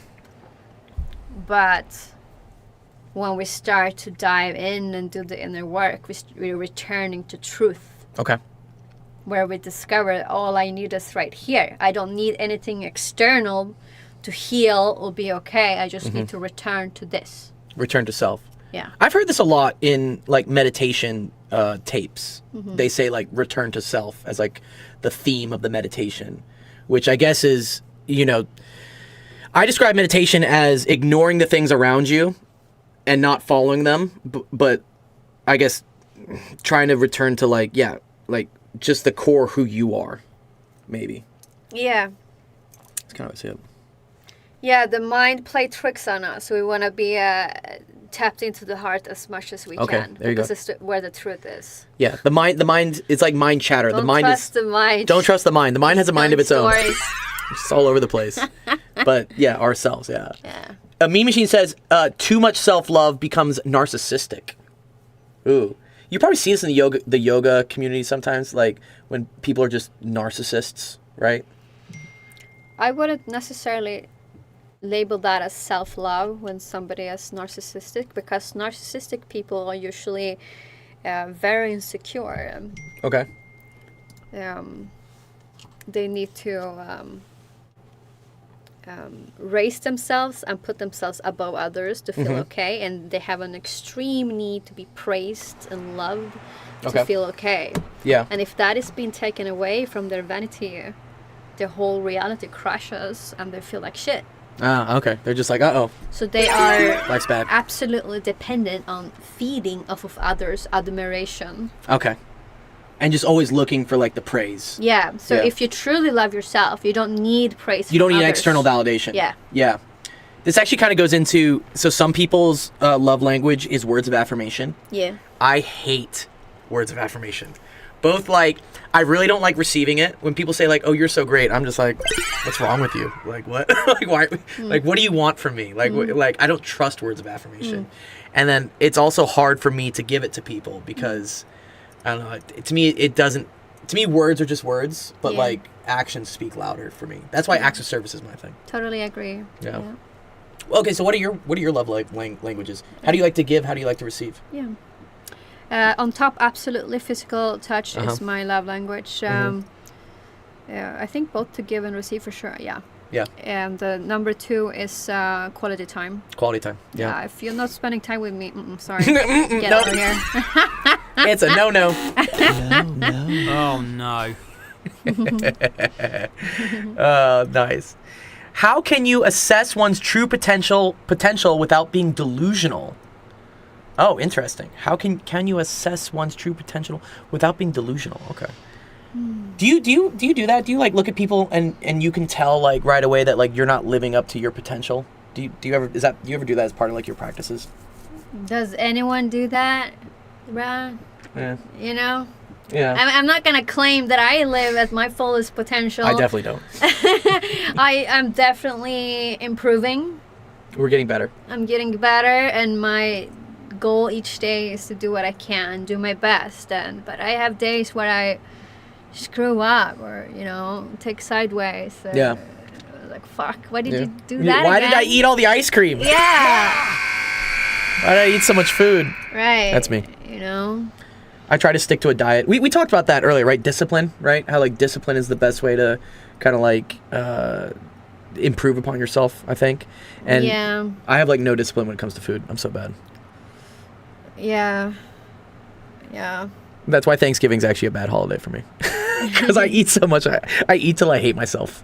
Oh, really? I do, yeah. I mean, I've had those tendencies too in the past. Not so much right now, but I know how painful it could be to be but then trapped with it that. messes with the discipline of having a diet, of like eating healthy. And I feel like when you have discipline in one area of your life, it resonates in other. I'm like pulling on your cord. There we go. It resonates in other parts of your life. Oh, So, yeah. Right? So if you have a discipline with going to the gym, you're then going to have a discipline with, I don't know, like paying rent or whatever you need to do. 100%. When I ask clients to set up goals, I usually have them label, write about each area. Okay. What does my life look like with my mental health, my physical health, I like my that. finances, my career, my friendships, and so I have them write about each area short to explain the situation. Okay. And then I asked them to say which area feels the most crucial Okay. or urgent for you to improve. Interesting, yeah. And then be focused only on that area. So you say ignore all the other distractions. We're just going to look right here at this. Yeah. And sometimes we can choose 2 areas, but usually 1. And the cool thing that happens when we focus hard on one area is that the other areas fall into place too. I like that. Okay, cool. So if you're like, what's up, Cold Gold? Good to see you, dude. What's up, 1K? You're not late. You're slightly on time. It's good. Great. Good to see you. Yeah, no, I could see that. Like, for instance, if your health is doing badly because, you're not eating right, you're not going to the gym, blah, blah, blah, and like you start committing and showing up to yourself for that all the time, then other opportunities will present themselves as well, I guess. Yeah. Right? Like you'll start booking more clients just for whatever reason. Yeah. Or, I don't know, you'll find the right person in your life to go, get some dinner with. Yeah, and when we think that we're going to improve all areas at the same time, so that is when we're setting ourselves up for failure. Oh, okay, I like that. We cannot change this world, all at once. I like that. So you say focus on the most urgent thing. Yeah. Put all your intention and energy into fixing that thing. Yeah. And then everything else will kind of fit into place. Yeah. I like that. That's something new. I learned something new today. Because for me, I've heard it's like health, wealth, and love are like the 3 things, that I guess humans need to achieve happiness. You have to be healthy enough to enjoy being happy. You have to have enough wealth to be secure. And then you have to have the love, of not feeling lonely all the time to feel happiness. Yeah. Yeah, I think people try to attack all 3 of those things at once. And if you do a half bad job at all 3 things, you never do a good job at one thing. Yeah. That's cool. I like that. Okay, yeah, so after you find your true potential, how does one find meaning in life in the remaining lifespan? Ooh, that's kind of like a dark question. Like in the remaining amount of time we have here on Earth, like How do you find meaning? Actually, it's a good question. What do you think is the meaning of life, or your meaning of life? Well, I definitely believe so. Every one of us have unique gifts, Good. right? Yeah. And when we're able to define what is my gift, how can I most help and serve others? Because when I do that, I'm also helping myself. Like everyone Sure. will gain me stepping into my fullest potential, into my purpose, and start serving, right? Yeah, and there's gifts that comes with that. Yeah. Yeah. So once I align with my purpose and do what I'm meant to do, life is going to be a trip every day. We love that. We're happy about that. Nice. I get it. So and I also say this. There's this quote of like, all boats rise with the sea. Yeah. So if the ocean is rising, all the boats in the ocean will rise as well. Yeah. You know. So don't focus on like, oh, each individual. If you raise the energy of you, that raises the energy of everyone else around you as well. Yeah. Okay, I like that. So yeah, so your meaning of life is to be the best person you can be, so that helps other people realize themselves to be the best versions of themselves as well. Yeah. Well, that's cool. Yeah. Nice. What do you have left in the like being the best version of yourself? Oh my god. She's like, oh, that's too much. It's a it's like the ocean. Things goes up and down like the waves, you know? So when there's new things coming up, you think you've done a lot of healing towards, your relationship with this parent, and then something happens that triggers something, like, and like, whoa, what was that? What was that? Where'd that come from? And then you realize, okay, there's some more work to do here. So the job's never finished, I guess. it's important to stay open and be very humble about we are always staying students. Okay. That was a weird way of talking. No. I like that. It's like we're I call it lifelong learners. Yeah. Like learning never stops. Yeah. I think some kids think that like, oh, once I'm done with high school, once I'm done with college, I don't have to learn anymore. Yeah. But I think we're always learning, like no matter how old we are. And I think that's how we progress through life. I think life stops when you stop learning. Oh yeah. Yeah. Yeah. Like even with this like podcast, like you talking about things, I'm like, oh wow, I'm learning things. It's cool. I hope everyone else is learning some things. I hope that's why you're here as well. Okay, those ancient practices inspired you to leave your corporate job. How do you assess their credibility? Oh, interesting. Like, how do you? I guess there's a lot of things in the meditation whatever space, and also in these practices, right? There's tons of stuff. How do you sift through like what you feel is like real and like effective and what is maybe not? It's just through own experience and not by what somebody tell me. Okay. So I was seeking out specific meditation and breathwork practices when I was going through a time of desperation. I was working this job where I hated. Yeah. I thought I needed the money. I thought it was paying me good. That I could not do anything else than that and make similar money. I thought I was stuck there. Uh-huh. But I was driving home crying at night, and I was miserable. And in that desperation, I was at the time also teaching yoga on the side. Yeah. But it was in the studio, so they don't really pay you well. Okay. So I didn't think that was a possibility. And then you took the leap of being like, oh, I can do this. Like, so I don't in have to that doubt. pain, I dived deeper into the breathwork and the meditation practice. Out of desperation, I was just seeking out things to get released from all this anxiety that I was feeling. Sure. And I just started to do it without intention, just to give myself a break. Okay. And when I was doing that is when this Kundalini energy started to rise that we talked about earlier. And I just got hit by this force that just lifted me hit you. up. Hit you. It was, I can't explain it. You just have to feel it. It has to be an experience. I was hit by this force that told me, hey, go and turn in your notice. You'll be okay. Wow. I was like, what do you mean? What do you mean? Like, I should just quit my job right now? Yeah, and I've always been pretty good with money Sure. and made sure I had a good situation and savings and all, but you don't just quit your job when you're a single woman in Los Angeles. So, but You don't quit your job when you're a single woman in Los Angeles. and my coach I was working with at the time, she was like, "You do not quit your job until you have another job." Oh, and wow. I was like, "What do you mean? I don't want another job." Yeah. You know, I kind of knew that I was an entrepreneur. I wanted to do my own Yes. thing. I just didn't see how to do it. Yeah, how to do it. Yeah. I didn't think it was possible, but I was hit by this force that demanded me to turn in my notice. And Would you call that like intuition?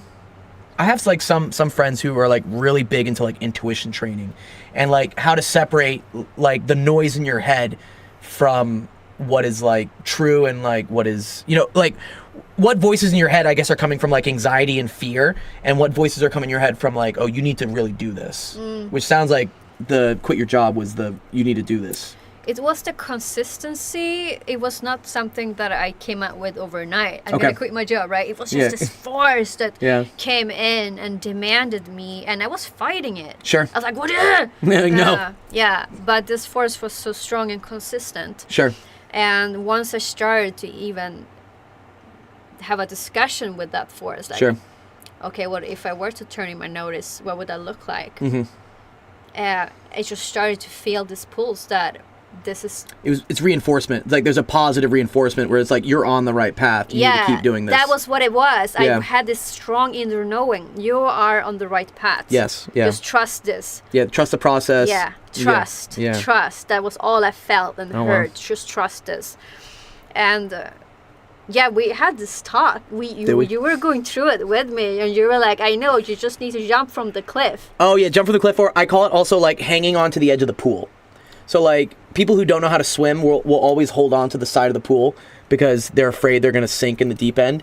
But if you do that, you'll never actually like swim. So sometimes you just have to let go and trust that you will be able to like swim to the other side. Yeah. Yeah. And this is so good too, because I was thinking, I was like, oh, but what if I can keep the job part just Yeah, a do little both. bit, Do both. right? Yeah. And it was absolutely crucial to just totally close the Yeah, you door, gotta close it. because with that I would get this immense power to actually And motivation. do what I needed to Yeah. do. It's like they call it like burning the boats. Or like you're just like you can't. There's no going back. yeah, We have to go forward. yeah, And then when you have that, then your mind stops holding on to the safety net, and you're able to propel yourself forward. yeah.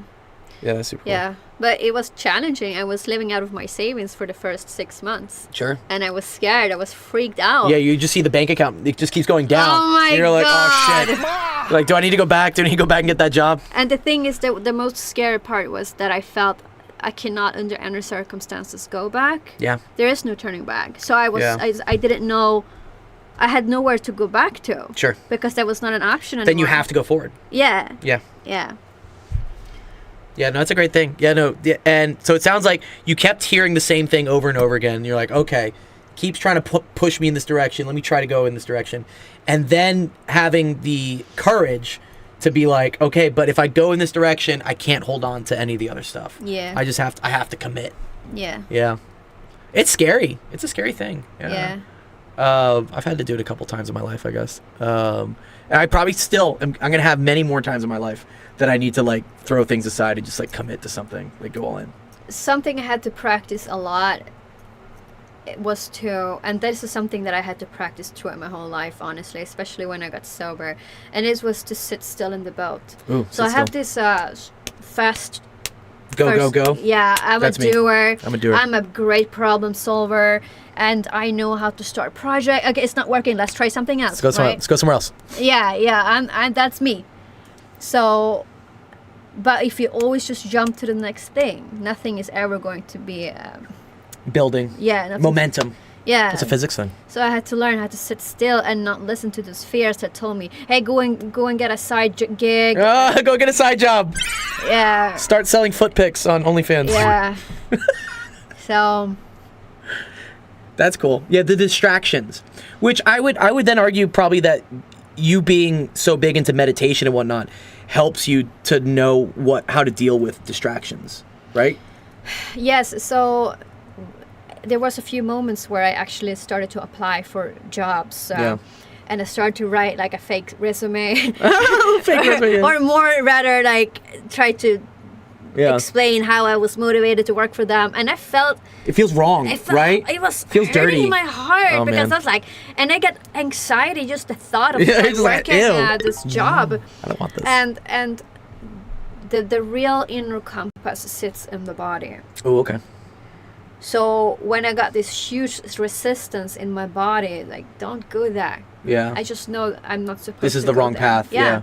I had a lot of that this year. I started applying to like some corporate jobs, and like I know I am a corporate fucking nightmare. But I'm a nightmare for HR. But I kind of like told myself that like I'd be okay with a corporate 9 to 5 if it was in something education. So if I was looking at like Khan Academy, IXL, Brilliant, there are these companies that they do like education technology stuff. I was like, maybe I could do this, but every time I would get into an interview or I'd write a cover letter or blah, blah, blah, it felt wrong.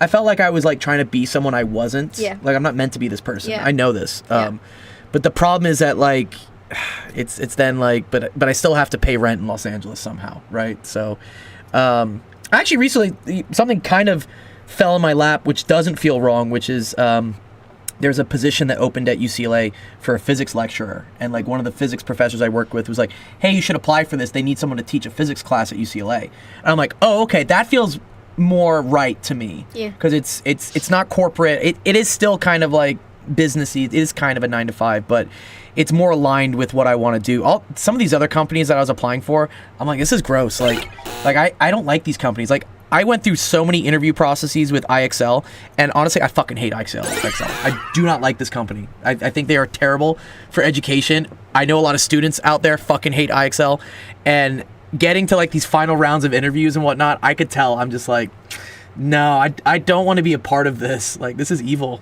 Femvox says, you'd be a great physics teacher. I know. I appreciate that, man. Yeah, so... But I don't want to get locked into like teaching like high school physics or something like that. And this would just be a contract position at UCLA. So it would just be like for like 10 weeks. And they could maybe renew it if they wanted. So it feels slightly better. It feels a lot better than working for IXL. So yeah, I totally get that. But like, if it feels right, you know, you do it. And if it feels off, fuck off. Like, don't do it. Like, you're not supposed to be here. Don't keep trying to make it happen, you know? Yeah, it's... Ooh, I have a fun game with you, actually. I got a fun game with you. If anyone else, if they want to play this in the chat, it's kind of a fun one. You can't think about it very much. You got like 5 or 10 seconds to give an answer. But you need to come up with a 3-word mantra for your life with how you attack things. 3 words. What's the first thing? 3 words. Trust. It can be a sentence too. It could be like trust the process or like whatever you want. Yeah. Or it can be just 3 separate words. Mantra for my life. 3-word mantra for your life. Yeah. I heard trust in there. Ease, joy, and pleasure. Ease, joy, and pleasure. Ooh, I got that. Ease. So ease, things being easy. Yeah, I guess. It feels flowy. Ooh, I like that. Ease, and then joy. There's like happiness. Yeah. And then pleasure is pleasure. We love pleasure. It's not sexual. No. I love this. She's like, it's not sexual. We had a conversation. We did have a big conversation about this. Yeah. I was looking that word up. Yeah, if you look up the word, pleasure on Google, it could be chocolate. It could mean things that brings you joy, excitement, like dancing. Yeah. I think if we start talking about how like chocolate makes you aroused, though, that's when like we start crossing the line. It's an aphrodisiac. Aphrodisiac. Aphrodisiac. Yeah, it's okay. Yeah. Oh, I like that though. So ease, joy, pleasure. Do you know what my 3 words are? No. Let it happen. Yeah. So for me, I love that. A lot is like just let it happen. Like if it's again, a lot of stuff happen. I think a lot of times we try to fight things. Yeah. And we should just let them happen and then just go with it. I love that. I talk about that a lot in my sessions. If you remember, allow things to unfold organically. Yeah. Yes, allow them to enter your life, you know, like chocolate. I allow chocolate to enter my life. Yes. That's great. Okay, let's see. Yes. Okay, awesome. That's good questions. Rex, we'll come back to some of your other ones if we have time. But I appreciate those. I appreciate your self-declared autism in like coming up with these questions. He's like, he said that was my autism speaking when he came up with like 10 different things. And I was like, All right, cool, dude. That's so Well, your autism's pretty dope. Okay, we did that one. Goose. How would you help people who are deeply addicted to substances? Okay. So I guess we can maybe talk about like what you do with your work right now, because you say you go to treatment centers, right? And you help. Is that helping people that are addicted to substances? So they are in treatment, yeah. But I want to say the most, if somebody really want help to quit an addiction, the most powerful way of doing that is to go to 12-step meetings. Oh, okay. Go to AA. Yeah. Yeah. Absolutely. I've tried all kinds of therapy modalities out there, and 12-step is what have helped me the most. And obviously, along the way, you might need to take some outside help too, with therapy or Sure. the trauma healing or the breathwork that I do. Obviously, that is great tools. Sure. But if you do have an addiction, the best thing for you is to surround yourself with other people that are walking the same path and that are ahead of you, that can show you how to Go forward with it. Yeah. Okay. And that help is for free. You Yeah, don't need AA to is hire free. a coach. You get a mentor, right? You get a It's called sponsor. you get a sponsor, Yeah. right? I've been to a couple AA meetings, honestly. I've had times where I'm like, let me check this out. Oh, you've been to? Oh, I've been to AA meetings, yeah. I've definitely been. Like, but I'm always like, I'm not there yet. It's not that bad for me yet. But did you have a sponsor like here in LA? I do have, yeah. Do you still know that sponsor? Do you Of still course. talk to him? Yeah, Oh, yeah, wow, yeah, nice. Yeah, I mean, I go to meetings every week. Oh, nice. Yeah. The other girl we had here, Jess, who I think you saw at a meeting at one point. She apparently is the secretary for these women's meetings every Friday or something. Okay. Yeah. So, I'll have to see. Maybe I can show up to them. I don't know. It'd be kind of fun. I went to the ones they had up in. They have them everywhere too, by the way. Yeah. Yeah. If anyone is like, and it's people of all ages too. Oh, yeah. And there's a meeting called Young People's Meeting. Young people's meetings too. Yeah. Yeah. Yeah. And so I think a big thing that is, especially people under the age of 18 are worried about admitting they have a problem, is that their parents are going to force them to do something that they don't want to do. Like, for instance, if they admit that, like, hey, I'm feeling sad and like things are getting kind of weird, like there's some suicidal thoughts, that they're going to get thrown on Wellbutrin or like some antidepressant as a treatment. And because they're minors, they have no say in that. Like, you're as a minor, you can't refuse medication if your parents say you have to go on it. Really? Yeah, you legally can't. It's just like you're not an adult, so if your parent says like, I want you to take these pills, you kind of have to. But kids are scared. They don't want that. They don't want their parents to like start like pushing that stuff on them. So they'll pretend that everything's okay. But it sounds like if there was like a meeting for like, because at AA there's no ulterior motives, right? They're not funded by big pharma. They're not funded by. They're not trying to push anything on you. They're just trying to help. Yeah. And so I didn't know that. I didn't know there were meetings for kids, for young kids that they could go to. Yeah. Yeah. It's a big thing, especially in LA, like in Los Angeles, because of, how the way this city is and how the access to, addictive substances are super prevalent. I remember the meetings I went to seeing like a lot of young kids who were like, had already gotten like addicted to like Xanax or like whatever. Oh, yeah. Because it's so common. I see a lot of teenagers in the meetings. So Yeah. Definitely. Yeah, I would say it's cool to see, but like cool means it's like it's good. It's not good to see it, but it's interesting for me to see it. I didn't expect that. I thought it'd all be like people older than me or something, but tons of very young kids, and it makes sense now because it's a big problem. You don't have to wait to burn yourself to the ground to start, take care of the problem. It's Nice. better to do something about it now, or instead of waiting until you're like 45. Yeah.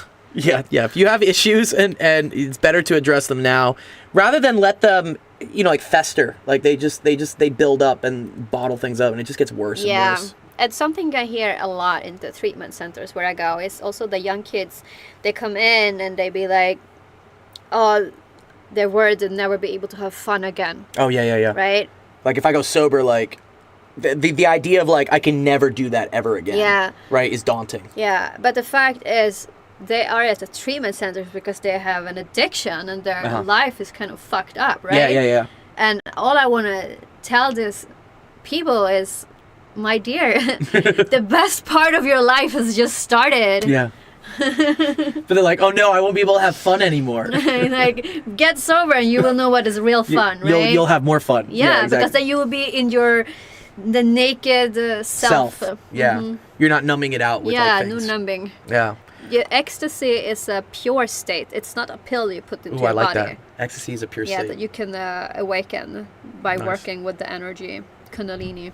Kundalini, there we go. Yeah. Yeah. We'll get it. I think someone has a... It's called the path of ecstasy. The path of ecstasy. See, that's another word, right? With like pleasure and ecstasy, where I'm like, they have connotations in English that are not what... I know it's not how you're saying it. It's just hilarious. You used to have what? What did you say? You used to I don't know. I don't know. Yeah. I've also heard like take one day at a time is a big thing. Oh, 100%. Yeah. Yeah, we don't have to worry about, am I ever going to be able to drink again? Or I'm going to be able to drink on my wedding. Hey, don't worry about that. Yeah. Life is right now, today. This is all we know that we have. To worry about the future is the biggest trap. Like, don't even go there.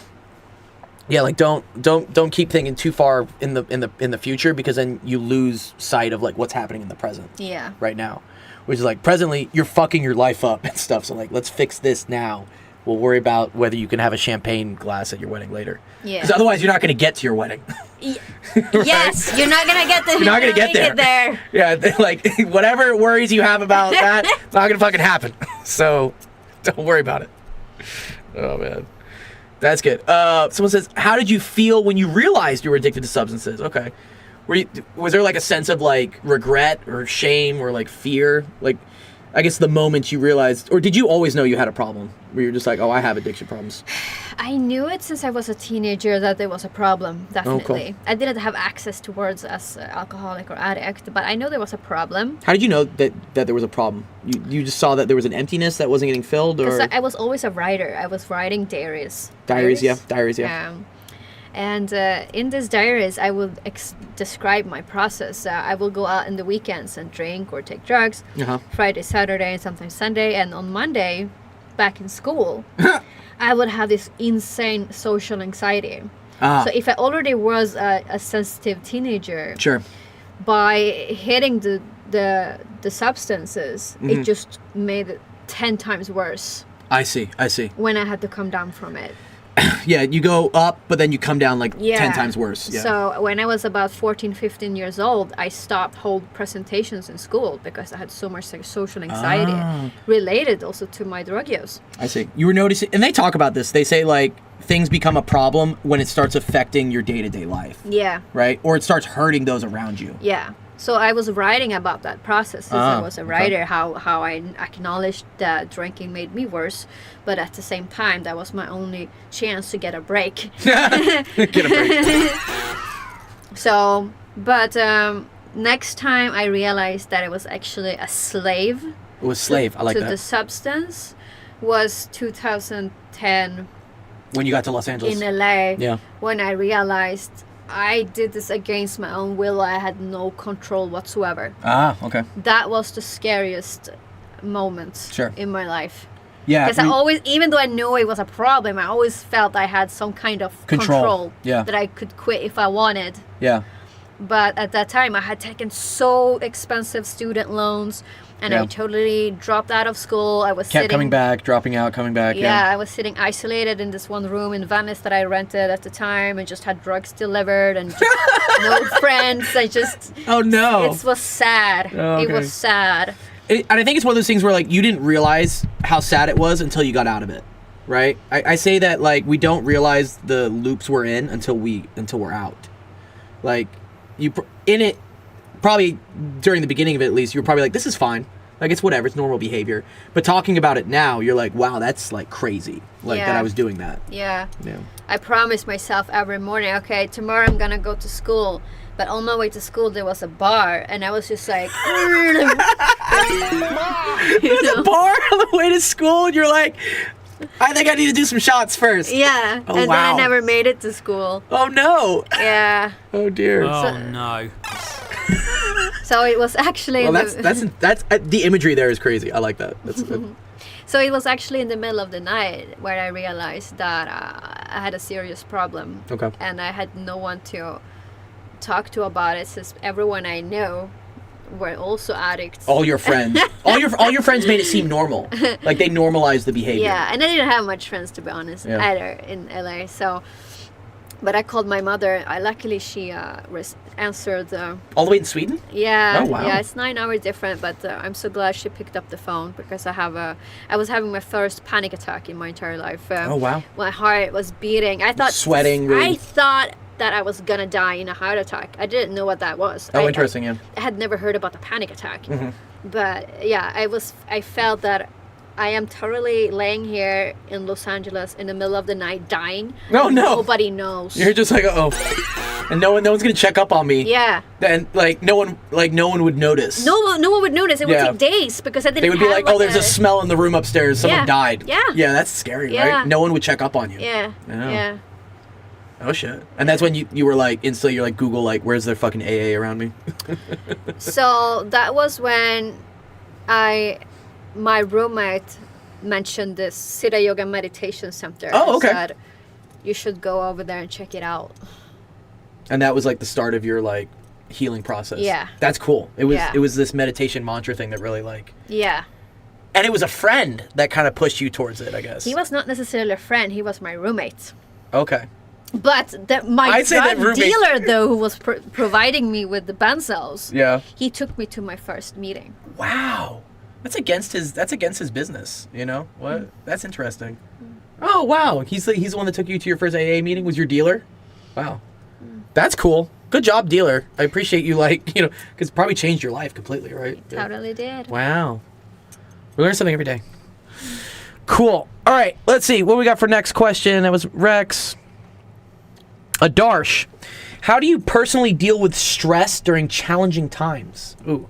I feel like we're stressed all the time, Isla. But like, how do you deal with stress? Yeah. I have to tap into my body and not trying to figuring out stuff from the brain. The brain is not going to give me any valid advice that I can go with. It's going to make it worse. Okay. So I need to tap into the heart and just apply some breathing techniques that I do. Okay. And also come back to right now and not future trip. Because stress, do you know what stress is?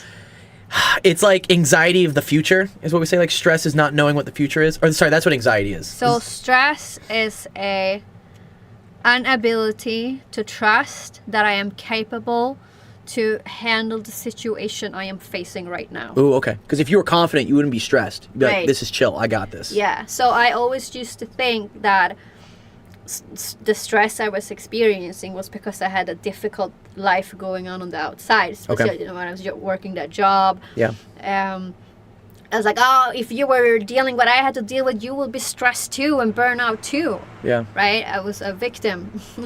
Yeah. But there were people there that did the same job that was not as crazy and insane as I was. Yeah. Right? So it's... Or at least it didn't look like it on the outside. Yeah. You never know what happens like when they go home. What's going on Everyone inside. puts on a great appearance in LA. Yeah, Everyone's like that's true. pretending like everything's fine. That's true. So... But yeah, the problem was the way I responded to the stress and how I got scared, and then the fear just escalates and take me to places that is just not really pleasant to be. And so the way to like avoid that, I guess, you talked about some breathing techniques. Was this the Kundalini stuff you were doing already, or is this like box breathing or? I go into meditation and just draw the energy into my heart, all the way down to pelvic floor. We love the pelvic floor. And then I pull the energy up again all the way. And there are so many different ways you can do this, but this works for me really good. And really, do you visualize the energy? So I have a friend that does like guided meditations, like vocally, and like she records them. And one of them, it talks about like focus on this. Okay, now focus on this. Okay, now focus on, I don't know, your lungs or stuff, and like go down to your sacrum and stuff. Yeah. Yeah, you can practice to feel your different body parts too. Call it like a body scan. Yeah. Those are great too. For me, sometimes I need more action that, when I'm in more pain, I need something that works faster, and then is when I will do immediate relief. Like breath of fire. Yes. Yeah. Breath of fire you can Google and find out how to do. It's really easy. If you want to shift your thoughts, it's really powerful breathing technique to do. Oh, there's a TV series called Breath of Fire. Have you seen this one? No. No? It's a documentary on Kundalini yoga, actually. This person named Guru Jagat or something, I don't know, but breath of fire technique. I think it's like fast breathing. Yeah, this person probably does it. Yeah. It's the in and out, but it's almost like an opposite motion. Like you're breathing in, but you're pushing your stomach out, right? You breathe in, expand the belly, and when you breathe out, you suck the belly in. So it's the opposite from what we're used to. It's the opposite. In through the nose. Do you do anything with the mouth? No. Closed. You keep your mouth closed. Yeah. Oh. Yeah. Yeah, to me, it's kind of like the patting your head and rubbing your tummy at the same time. Have you heard about this? This is like a thing that's hard, apparently, for the brain to do. It's to like pat your head, but also rub your tummy, like in a circular motion. Like it's almost like a tongue twister. Have you heard that before? Like it's hard to like say certain things. Yeah. Yeah, but something I also tell myself quite often, because when I get stressed, because it's fear, right? Yeah. It's the fear that I'm not able to handle the situation. So I let myself know, hey, I'm safe. I'm all taken care of. Nice. I'm taken care of. The universe will provide. Like as long as you keep trusting it, you'll figure it out. Everything is in perfect order. Wow. Do you feel like some people shouldn't ignore stress? like they should be stressed about things, but then they're kind of like, I don't know, oblivious to it, where they're just like, yeah, everything's fine, but it's like, no, things are not fine. I guess we all set the standard of what is a good quality of life, Sure. right? Yeah. So we're not gonna make a change until we are in enough pain. Uh-huh. So if I don't feel any pain, why should I change? Right. Right? Yeah. Because change could be painful, and then you're like, well, I don't want the pain, so like, there's a fear of that, right? Yeah.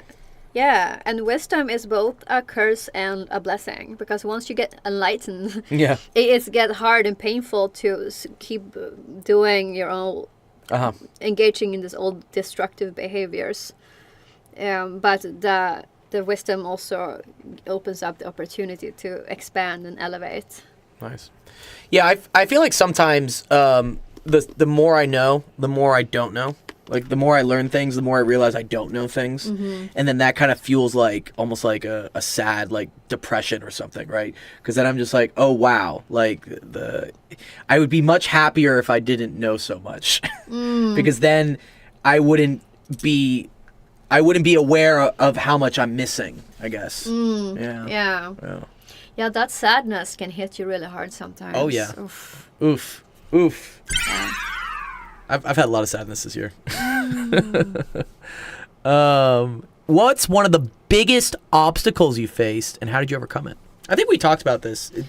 Yeah, definitely the getting clean. Getting sober, and maybe also like quitting your job. That sounds like that was a pretty big obstacle, to right? Make the business self-supporting was a huge fear, constant stress. Yeah. That was a challenge. And then how do you maintain focus or motivation when obstacles feel insurmountable? Like when things feel impossible? Word? They're quite advanced English students. Darsh has got some advanced English. Good job with Darsh. Like if something seems impossible, how do you deal with that? If you feel like something is impossible, or do you not think anything's impossible? I have a mantra that is like, there's always a way to figure it out. Ooh, I like that. Okay. So if we want something bad enough, there's a solution for it. We'll find a way. I find a way. You're like, I'm persistent. Especially if somebody tells me you cannot do that, I find a way. She's like, don't tell me that. Don't tell me I can't do it. I'll find a way to do it. Yeah. Nice. Okay, cool. So yeah, the meditation's probably I like that. That's a good way to deal with stress. I used to also like kind of not think that meditation was real and whatnot, but then the more I started like doing it, it's to me I liken it to being at the gym, right? At the gym we lift these weights, and pull down these cords and do whatever. And these things aren't things we do in everyday life, right? I'm not like walking around like lifting up barbells or bench pressing or squatting, but doing it in the gym builds up the muscles so that when you do need to do something similar in the real world, you can. Like this for Thanksgiving yesterday, we went up to my friend's, and he had this big 300-pound vacuum pump that he needed to move out of his car into his house. And he was like, I kind of invited you guys here as well, like jokingly, because I need someone strong to help move this thing. I can't do it by myself. My wife is pregnant, and it's only one person. And I was like, okay, cool.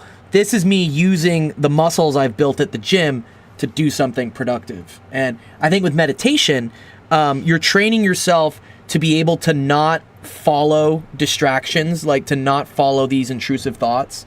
And then the practice of doing that, you know, through meditation allows for you to ignore the distractions and like the mind chatter in real life, or like when you feel like you're being overwhelmed. 100%. Yeah. So before, when I was working this job, I would just get so overwhelmed and stressed, and I was not even aware of it, right? But then when I dive deeper into my meditation practice, I get this blessing of acknowledge, okay, now I'm doing that again. I'm feeding into it. Mm-hmm. So I still gonna have the reaction where I get stressed, but I'm able to pull myself back much faster and just like realize, hey, everything is fine. Yeah. Like you're used to it. You've built up the muscles for it. You're like, yeah. And that's, I need to get better about it. I have like a journal somewhere here. Actually, like all those, do you see all those books there? Do you see that? Like just stacks of books. Those are all my diaries from like the last like 4 years. Oh, you're a writer too? Yeah. Well, I don't like, I don't really write but like I like talk to myself through them and whatnot. I'll show you them at some time. Yeah, they're kind of fun. Oh, wow. Yeah. It's the only way I manage like all these 9 different projects I do and stuff. It's like I have to write down and see things. But as a part of that, one of my things is to like, hey, I should meditate at least 5 times per week or something. And I'll notice when I stop doing it, like when I feel like I don't have time to meditate, is when other parts of my life start to fall apart. Yeah. You know?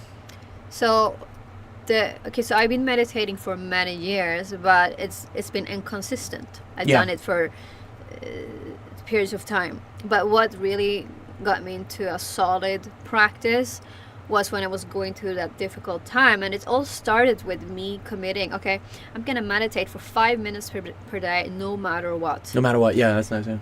And I could commit to that. Even the days where I felt, I don't want to do that shit. I could still suck it up and do my 5 minutes. But what happens is, once you sit there, after a few days in, it gets quite pleasant, and the 5 days or 5 minutes, turn into 20 minutes. Oh, okay. And now I can meditate for like an hour easily. Oh, wow. Yeah. An hour? It just goes by like that? Oh, yeah. I used to get so nervous. I'd be like, oh, like, when is it going to end? When is it going to end? Yeah, that's when it's like going to the gym. It's hard in the beginning. You have resistance. But once you have the routine and you're like, I have to go to the gym. Cravings, right? Yes. Now I get cravings if I, for some reason, if you miss it out, yeah.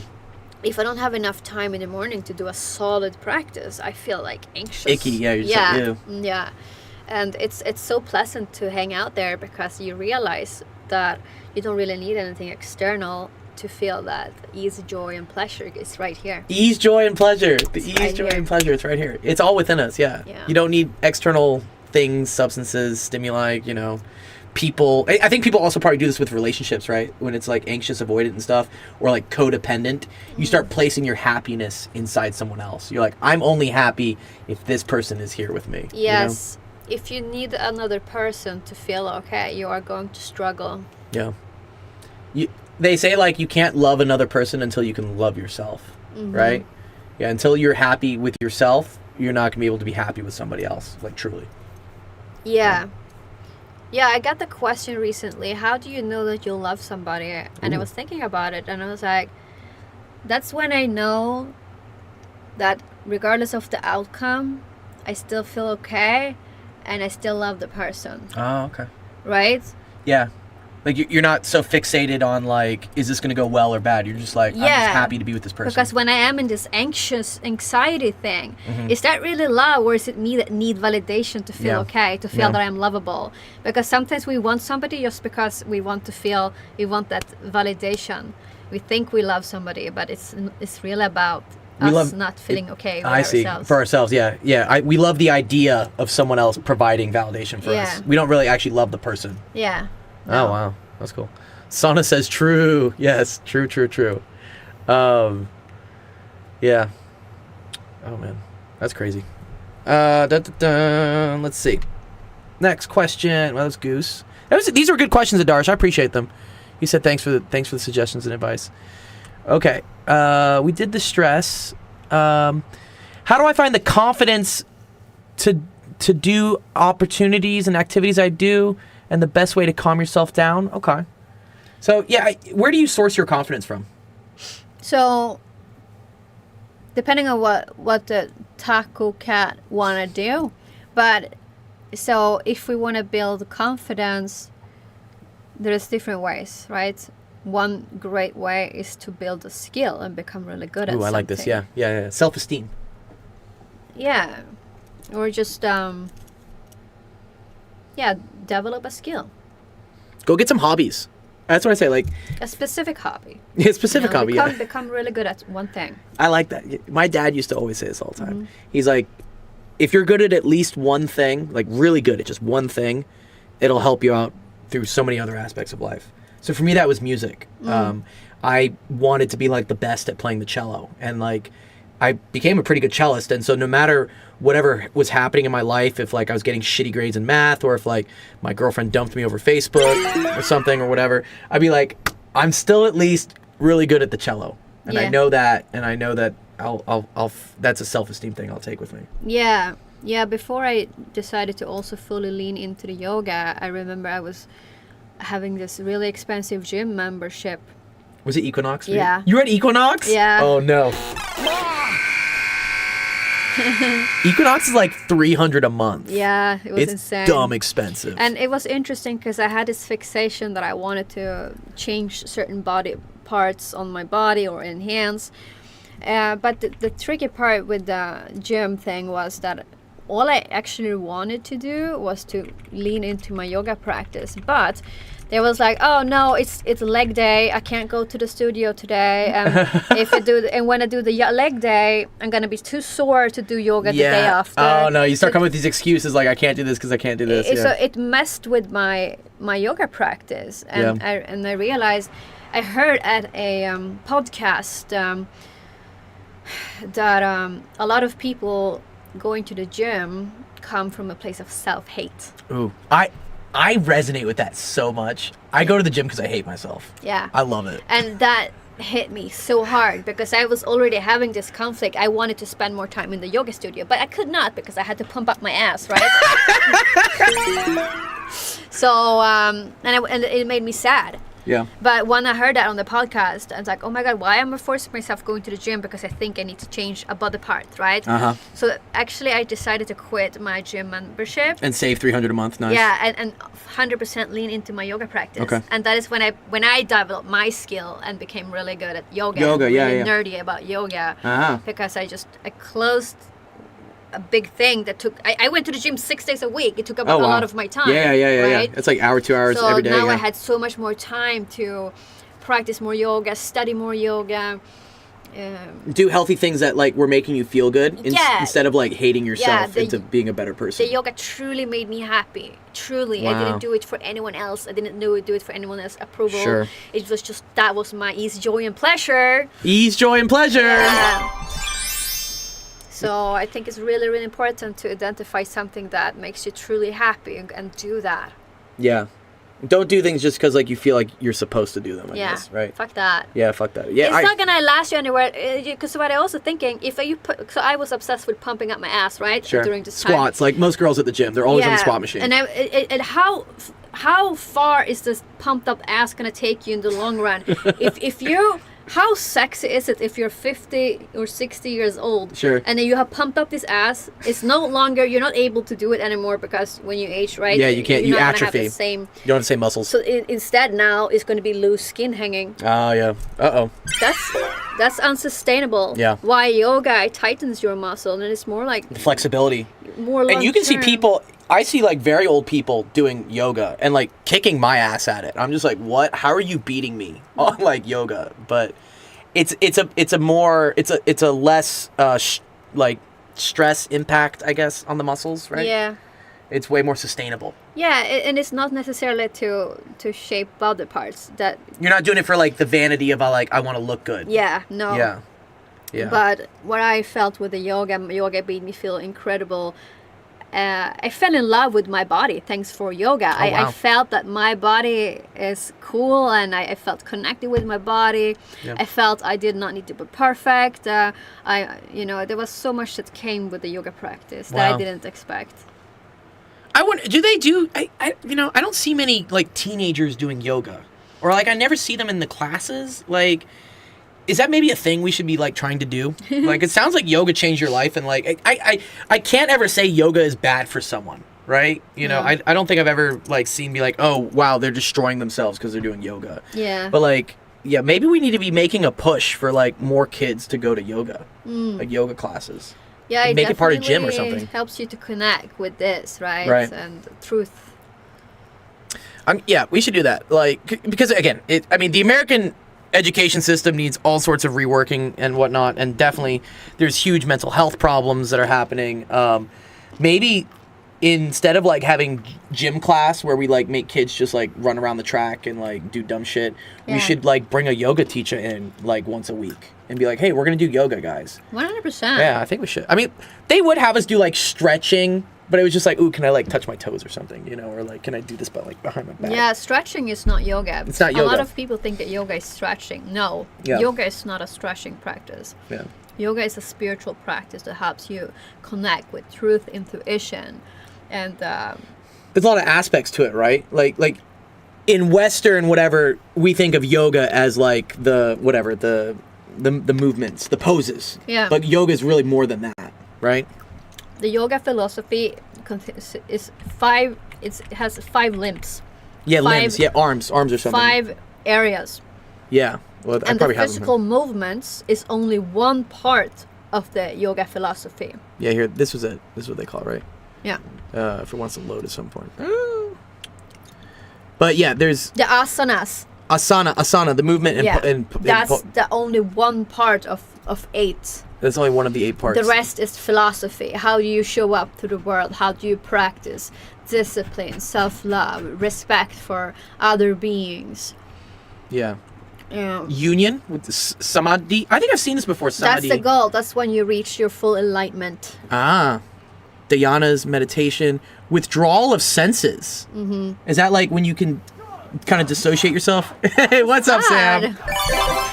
They have thank you. There are things in the stream where if they watch for a while, they get rewards and they can redeem things for me to do. And one of them is called hydrate, which just means I have to drink water. But okay, what is the withdrawal of senses here? What's the pratyahara? I'm not even gonna pronounce that right. Pratyahara? Have you heard of that one? I don't know. So it's like not be actually controlled by the senses. Okay. Like responding to them. Yeah. Like someone could be like touching you and doing all these things and you're like, I don't even notice it. Yeah. Yeah. Yeah. Yeah. Yama self-restraint. Oh, that's one I do not know. I am Yama deficient. Observance, and then the breath work. That's cool, and the concentration. Nice. They're quite similar. They blend into each other.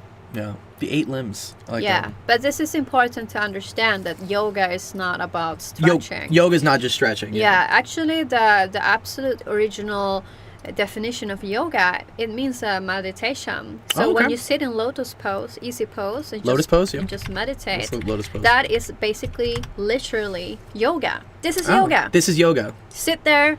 That's yoga. You're doing yoga right now. Stillness. Mm-hmm. We talk about. I think I remember in your classes, or maybe it was someone else's, but they talk about like the hardest thing is just to stand still. Like it's one of the hardest thing in yoga is to like just stay still. Like we always want to move. Yeah. I can't say. Oh, is this the pose that I can do, but Alex can't? Yeah, there's one pose that you're insane Fire log. Yeah, the fire log. That's your pose. That's my pose. Alex always gets so mad at me because I'm so not flexible. I'm like the worst, like tense person ever. But I can, for some reason, do this fire log pose, and he can't do it. Yeah, it's this one. Yeah.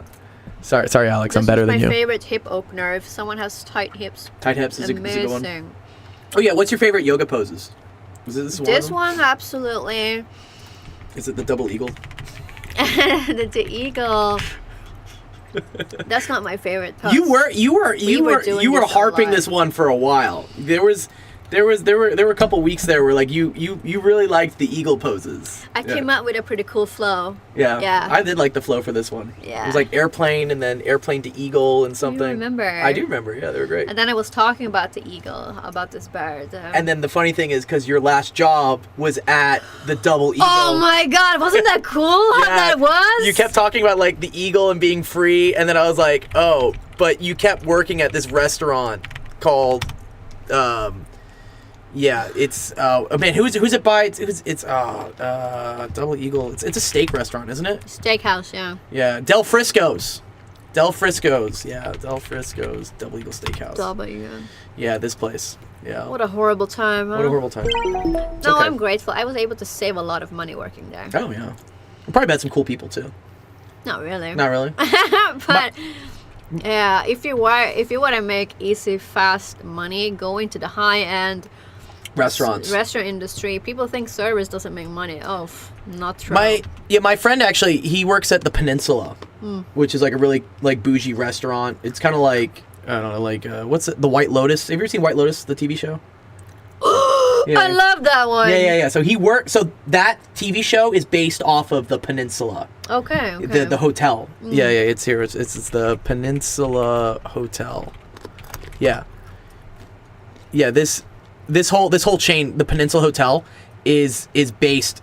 That the show is based on, because look, they have it in Hong Kong, Shanghai, Tokyo, Chicago. Like it's like a 4 seasons basically. But he was and I don't know who this person was, but he waits on some like really really famous people, and he said this guy Zach Bia was the person whose table he was working on today. He's like, is this guy a famous DJ? I'm like, I've never heard of this guy, but apparently I think he's pretty famous. Yeah. The younger kids probably know who this is. Oh, I guess he's worked with Roddy Ricch. Okay, that's cool. Yeah, I mean the restaurant industry can be a hit or miss. But some nights you will be like, one night I had a guest, he will give me $600 cash in tip. $600 cash tip? Whoa. Yeah. That's dope. Wow. What did you do with that $600? She's like, you don't want to know. We don't talk. Botox. Oh man. I don't know. Yeah, I don't know. We just know no comment there. But it's likely. It's like Playboy says, did I get anything nice for Black Friday? I have not bought anything for Black Friday yet. I've been a bad capitalist today. I've not. You know, today's like the big savings day for things. Like everything's on sale today. I've been seeing things from Black Friday for a week now. Yeah, I know. So back in my day, like Black Friday didn't used to be as like popular or commercial, and because it was the Friday after Thanksgiving. And what you would do is you would go out to, like, for me it was Fry's. That was our electronics store. You would go out to the electronics store at midnight and you would camp there all night until the store opened at 8 a.m. And then you would go in and you'd get, like, these crazy deals that they would only give to, like, the first 10 or 50 people. But now Black Friday has become so commercialized that, like, you can just do it online. It's like, I don't know. It's Yeah. Yeah, I don't know. I haven't really participated in Black Friday in a bit because it's lost its magic. It's too much. It's too much. Like most things, capitalism ruined it. But yeah, let us know, Sam, whatever cool stuff you got for Black Friday. Let me know if there's anything I should be getting for Black Friday, like a new TV or something. Oh, I want to. Wait, what's your favorite yoga pose besides before I got into the double eagle stuff? Well, I do love headstands, and I don't say that from a pretentious, wanna be cool perspective. It's just a very nurturing pose. Nice. And it's not that hard to do. Like this type of headstand? Yeah, the lady in that one. This one? It's quite easy. It's not much about strength, it's about technique. I thought headstands were one of the poses I would never be able to do. I don't think I'll ever be able to do a headstand. She's like, you can do it. It's about technique.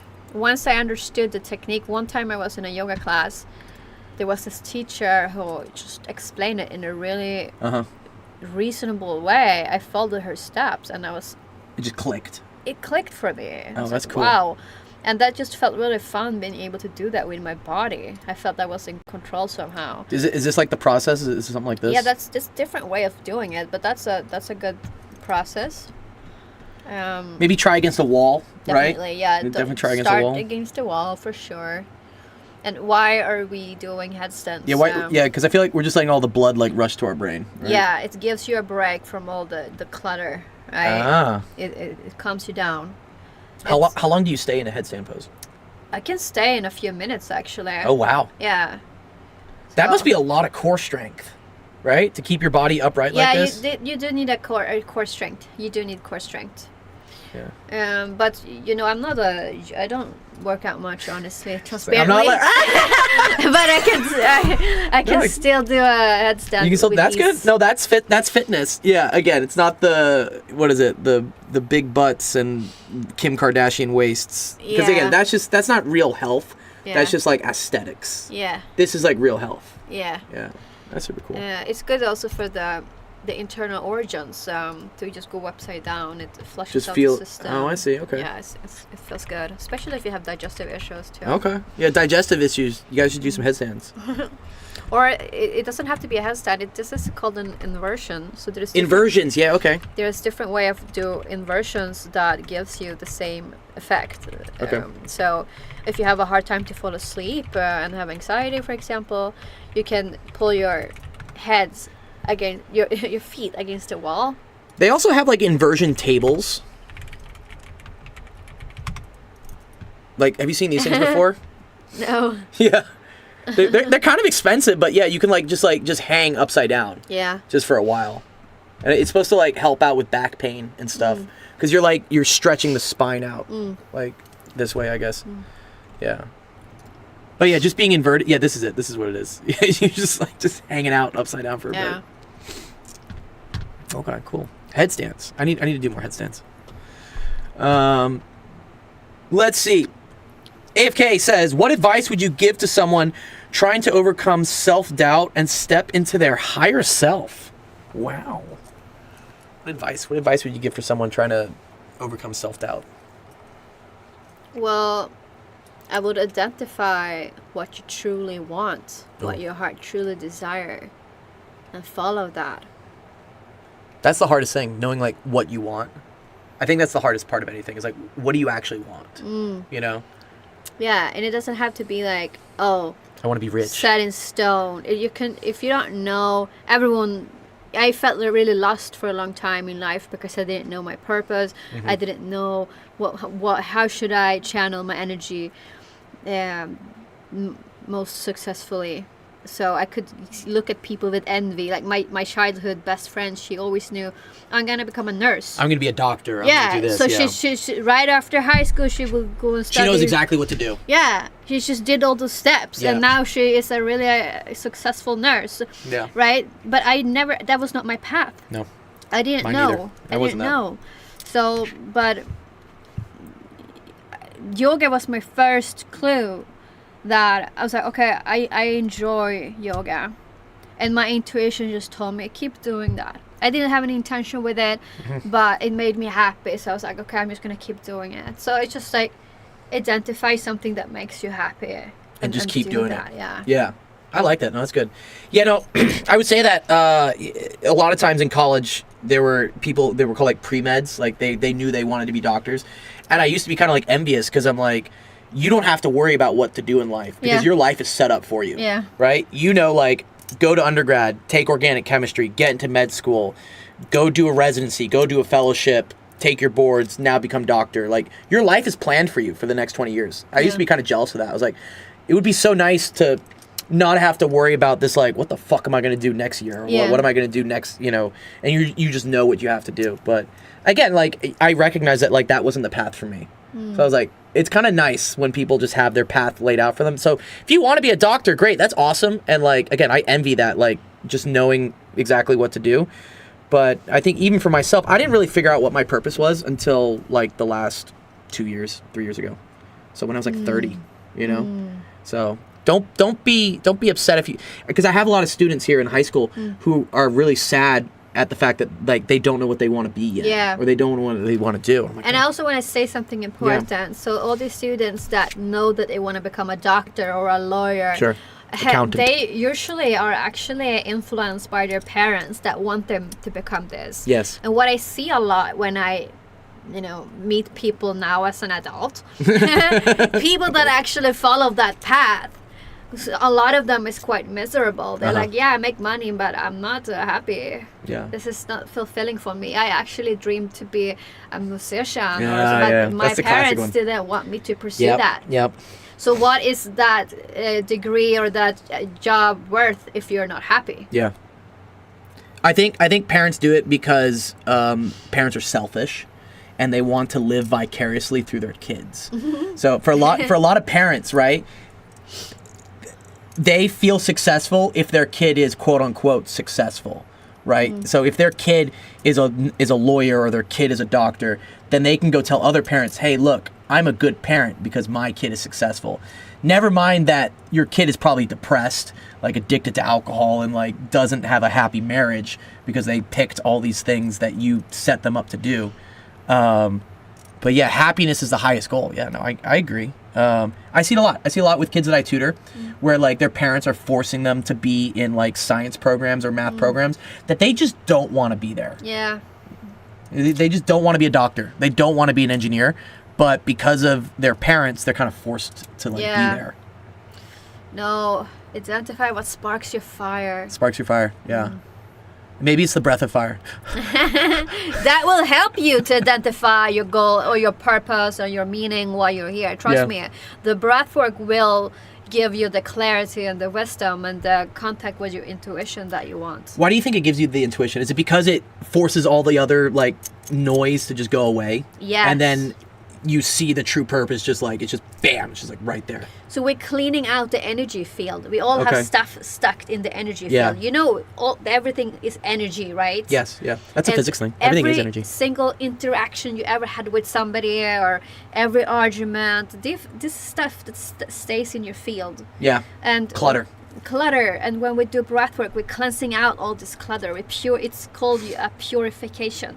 Okay. I like So that. we purify. You will see yogis, we are obsessed with purify our field. That's what we do.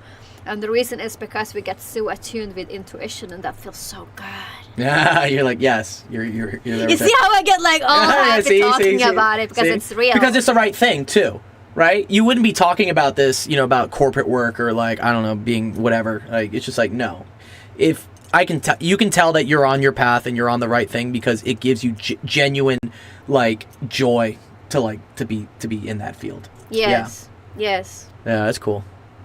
So yeah, if you students are like, again, worried that you don't know what you want to be, don't know what to do, don't worry about it. Just keep trying things until you find what really like, sparks joy. Yeah. And it can come over time, and you can change our minds too. Oh yeah. Right? Yeah, I thought I wanted to be a physics scientist. I wanted to like save the world and like figure out fusion. Up until I was probably around like 25 or 26. And then I was like, nah, this isn't the path for me. I don't want to do this. I still finished out the PhD. It took me like another 4 years. But that's when I was like, no, what I'm supposed to do is help kids with like education and stuff. And I was like, this is the path I'm meant to do. And I don't know, things have resonated. It feels like things have fallen in place. So I'm like, okay, cool. This is the right path. I still get tempted though with the corporate. I still get tempted. Why? I know because what fears are triggered? I need to meditate more. With the fears that trigger it's honestly it's financials is what it is because I'm 34 now. I'm gonna be 35 in like a couple months, right? And couple of months. When is your birthday? April 5th. April 5th. 4 months from now. 5 months maybe. Yeah, 5. Yeah. But, I see people my age who already have families and homes and like houses and cars and children. And I'm just like, I don't have any of this because I don't have the financial security to have that thing. And so I battle sometimes with, should I like stop dreaming so much? Like, and like maybe come back to reality for a bit and like maybe try to, fit in more to normal society? Or do I no. Fuck! That is the worst I ever heard you say. I know. It feels so bad, but that's what I deal with. That's what I do. Femfox says, you're a young man, no need to worry. I appreciate that. Yes. No. I know. Have you thought about, instead of trying to changing your external, change the internal, and more shall be revealed? Oh, okay. I like that, yeah. Yeah, like instead of like looking outside how to like validate myself with traditional society things. Or have to get it's a reasonable request to want to have more money. Yeah. But if you lean more into your passions and Sure. your desires, money will come. That's what I hear. Yes, and that's it's just I'm a perseverant person. Like, believe me, I don't give up. I never quit. But at some point, I start like thinking like, I kind of need something to hit like now. Do you have anything in your life that sucks energy from you? Oh wow, ooh, this is a deep question. Do I have anything in energy? Yeah, I do for sure. What is your most primary energy leak? My primary energy link is probably what I feel are like social obligations, like social responsibilities. Like I feel like it's a weird thing because I get happiness out of being around people, right, and like doing things and being social, but this also comes in with my like not being able to say no. Is that, you know, again, I appreciate having so many friends. It's great, but it comes at like a cost of like all these friends want to do things, and then that makes me happy. So I want to go do all these things with all these friends, but then that takes energy from me doing other things, like for myself. Does it make you happy, or is there a part of you that are afraid to say no for other reasons? Oh, okay. It makes me happy to be around those people, but yeah, maybe I am afraid of if I say no to people, then they'll stop asking me. Because I do this with people. If I ask people to, like, for instance, hey, do you want to go golf or do you want to go do this? And they say no like 2 or 3 times, I stop, not consciously, not like intentionally, but I stop remembering to invite them to things. Yeah. Because I'm like, well, you said no the last 3, so like, why am I going to ask you to the 4th? So yeah, maybe I do feel like if I say no to people too many times, that they'll stop inviting me to things. Yeah, fear it's weird. Of missing out. FOMO is big. Yeah, I do have. Yeah, it's I've debated that like maybe the fix for this is I just need to move to another city. What the fuck? Because if I move to another city, then suddenly I don't have any more temptations, or like there aren't any more like events happening that that can like bring me out to go do stuff. Like if I lived in New York right now, I would know like 2 people max. I often say like the problem is like I know too many people in Los Angeles at this point. Like I've been here for 14 years. I know so many people, and I appreciate that. I appreciate having so many friends, but knowing that many people also opens up that many like invitations for things, like every weekend, or even like every week, like during the week too. Yeah, it's like I have friends that are in the service industry, so they only want to do things like when they're not working, which is like Monday, Tuesday, right? But then I have my friends that aren't in the service industry, and they want to do things on the weekend, and then there's not many like free days left. Yeah. She's processing a lot here. You don't think it's I got free therapy out of this. easier to learn how to be selective and say no than to move to another city? Because it will not take long until you have a new social network. You're right. For you. You're right. I would seek it out. You're right. I would move to another city. This would be the akin to the reset. The like, oh, let me just not drink for 30 days. But then it's just going to reset the timer. Yeah. You mentioned temptations. Yes, temptations. There's always going to be temptations. You will take this with you everywhere you go. Yeah. The problem is not external. It's internal. Yeah. Wow. Look at this. We're seeing live on air, dude. I'm getting my chakras like put through a fucking car wash right now. That's dope. City of Angels, though. Yes, and it's the Golden State. I can't leave California. It's the Golden State. It's the Golden State. Yeah, okay. I'm not going to move. It's okay, guys. We figured that out. But you know what? The one thing I probably will take from this is I need to get back into like my meditation, like being more consistent with it. And fuck it, I need to just find some way to like keep doing yoga. Actually, you know, Alex has been on a 30-day yoga challenge. He's doing yoga every single day for 30 days. And I think he's on like the last 2 days. And he says it has like changed his life whenever he does this. He does it at home. He uses that app Down Dog or something. Okay. Yeah. So I think I need to make just a commitment to myself that like, fuck it, I'm just gonna go to yoga, even if the yoga teacher sucks, because it's not Isla. Femvox says, I've always wondered about meditation. I should try it. Yes. Perfect. 100%. I think that's, if anything, that would be what I would want like people to take from this stream, is that like meditation will change your life. Go do it. Yeah. What would you say for someone who's never done meditation, how they should like try to get into it? Like, is there how a they should try it? Yeah. Well, come to my breathwork class. Yeah. It's Wednesday at 7 p.m. What if they don't live in LA? What if they don't live in LA?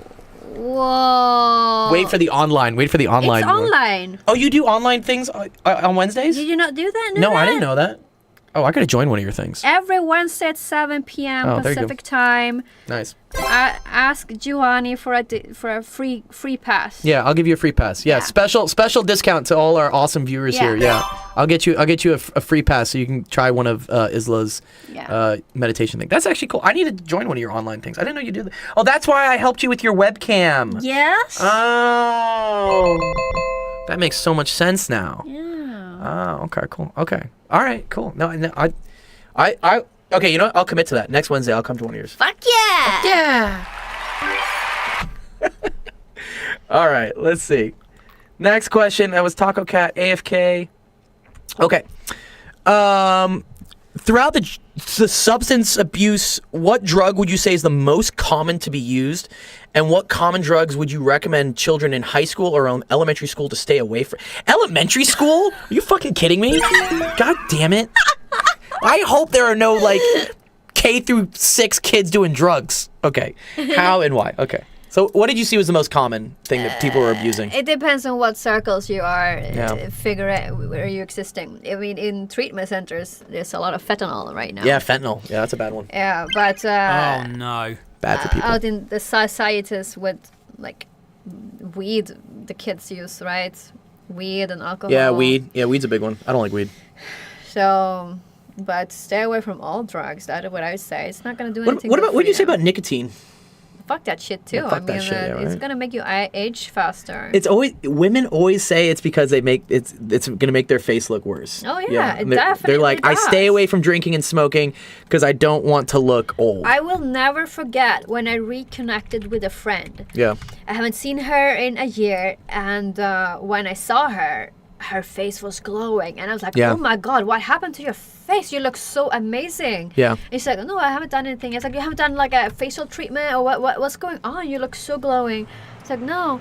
And then she said, well, you know that I quit smoking 9 months ago. Ah, and it came back? She used to be gray, greenish, weird skin, right? Yeah. And now she was just like a baby doll face. I see it a lot, like, partying definitely, like, ages you, like, quick. Ooh. You can tell, like, who's a party girl, like, real quick. They also have, like, a raspy voice, too, because they, like, smoke too many cigarettes and stuff.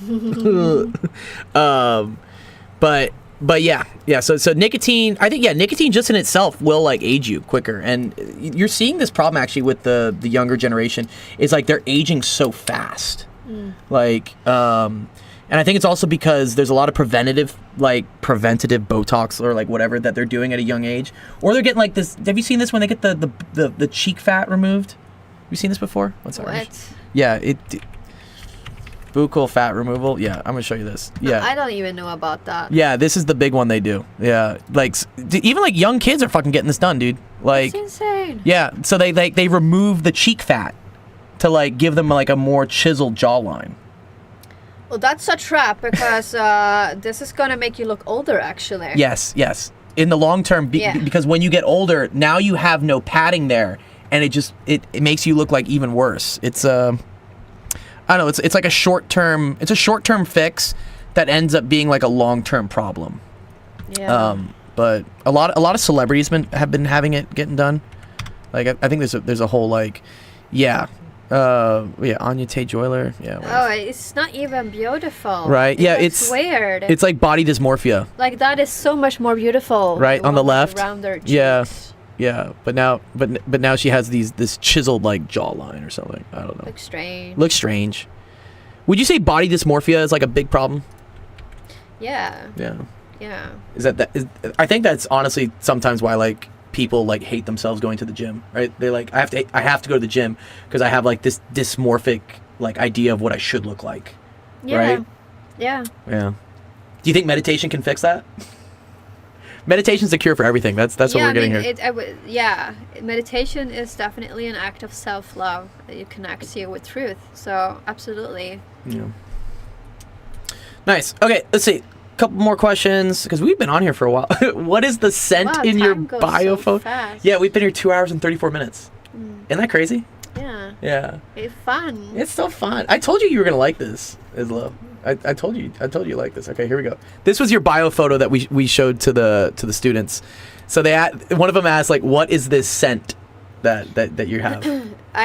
I would assume it's something with amber because that's Amber. my favorite fragrance that I. You like amber? I love it. I didn't know it was a scent. I know amber is like a rock, right? I have amber in my perfume also that you complimented. Oh, I did like her earlier. perfume. Like I know amber as like. It's like a vanilla mystic amber scent.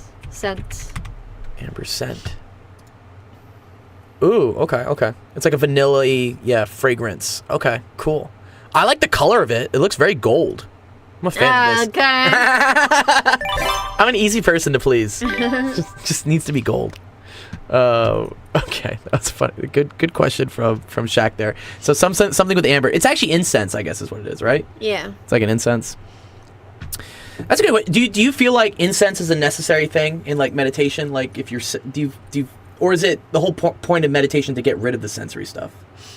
It can be helpful to have rituals. Okay. I do light incense and candles quite often when I go into my meditation ritual, but it's not necessary. It's just what I like about it is when you make it a routine, it sends the signal to the body. Okay, now it's the body meditation. knows that we're going to do this. Yeah, the body remembers. Yeah, it's like my dad used to always like set and setting, or like there's a time and a place for things, right? Mm-hmm. So if you try to study in your bed, like you won't be able to study well because to be in bed is to go to sleep, right? Like bed is not the place to be productive. So my dad would talk a lot about like if you want to, do something, make sure it's in a place that like your body associates with doing that thing. So this is why like it's probably a lost thing these days, like going to the library, right? But in the library, like you're not there to play games. You're at the library to study, and so like your body will be like, okay, cool, we're in like study mode. Yeah. So maybe that's what the incense does, right? The incense triggers your mind to be like, hey, we're in meditation space now. Absolutely. That's cool. Yeah. Do you ever do this, like sage burning? Oh yeah, definitely. Yeah. What is this again? This is like a Native American thing, though, yeah, right? it helps to clean out the energies around you in your field, in the room. Yeah. So if we think that might be some spirits around that doesn't belong in your yeah, space, these like get rid of them. It's just like go away. The sage and clean out all the corners.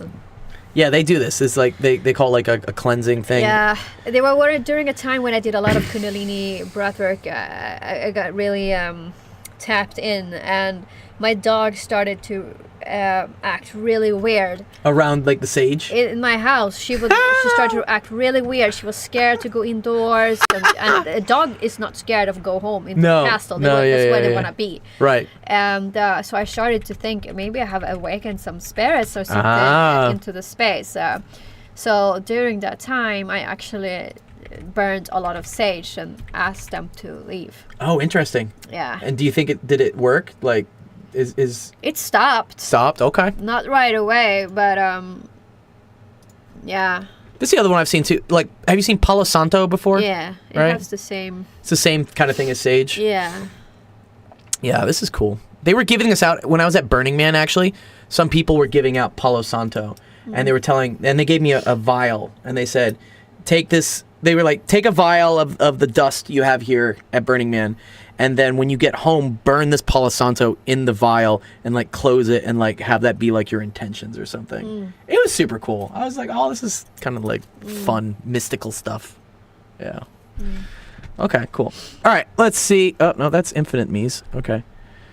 Let's see. And then... okay, and then last question here. We did this question. This was the first question actually we did. Oh, we've gone through all of them now. Oh. Wow, that's actually really cool. Look at that. 2 hours and 39 minutes. And we managed to get through all the questions from today. Oh, wow. That's super cool. Wow. Ooh, okay. So, as always, a fun part about this stream is I always have you pick which question you think was your favorite, and then that person's gonna win a prize. Okay, can you pull them up again? Yeah, I'll pull up all the questions again. Here, let's go through all the questions. And then if there are a couple where you're like, you can't pick, we can like do the spinner wheel thing or something.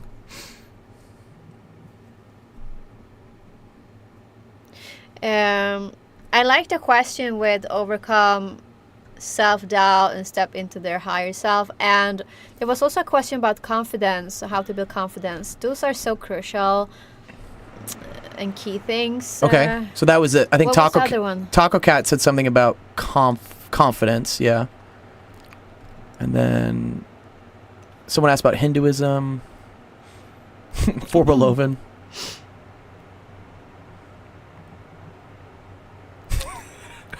Taco Cat's like, wait, me? Please, please.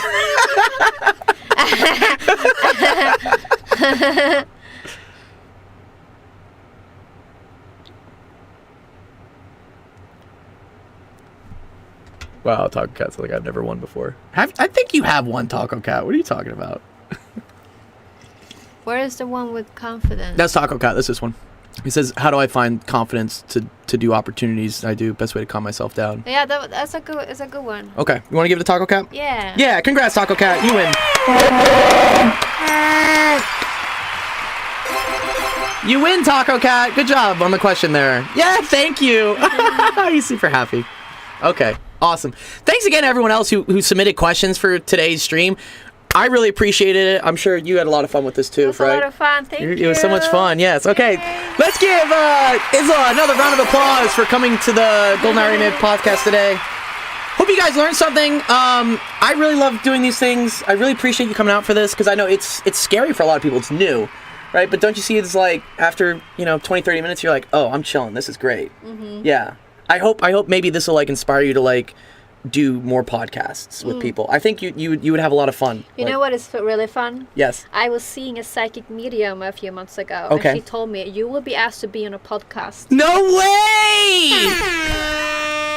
Look at that. I fulfilled the medium's like thing. That's hilarious. She literally said you'll be asked to be on a podcast. Yeah. Fuck. Yeah. Dude, where's this medium? I need to talk to this girl. Oh, sure. She's great. Yeah, I need to figure out what I need to do in life. Oh, yeah. Anyways. Okay, cool. All right, thanks again, everyone, for coming by to today's stream. Our next live stream will be on Monday. That's going to be at 3 p.m. Pacific on Monday, 3 p.m. Pacific, 5 p.m. Central, 6 p.m. Eastern. Come by, get some help with your homework. I know it's right after Thanksgiving. This is when all the exams are coming up, and so we'll end the stream out. Also, have a wonderful rest of your weekend. It's a holiday weekend for the people these days. And great podcast. Thank you both. I appreciate that. Thanks, guys. Sociopath student followed me. Who's sociopath student? Sociopath student? I don't know about that. Okay, nice. All right, we're going to go raid one of our other friends who's doing stuff. Ooh, looks like Moohoodles is doing math. And then Ask a Scientist on that. So, yeah, here. Let's go say hi to... Ooh, there's actually a lot... This is cool. These are all people that are doing different streams right now. There's so many people doing stuff. Here, we'll do Ask an Astronomer. Let's go see Nerduino. He sounds like a cool guy. There we go. All right, nice. Okay, yeah, cool. All right. Thanks again, everyone, for coming by. I appreciate you guys. I appreciate you. Isla, thank you so much for being here. It's been a fucking joy. And we will see you guys on Monday. Enjoy the weekend. Peace out. As known as superstar clusters. Nice. They are very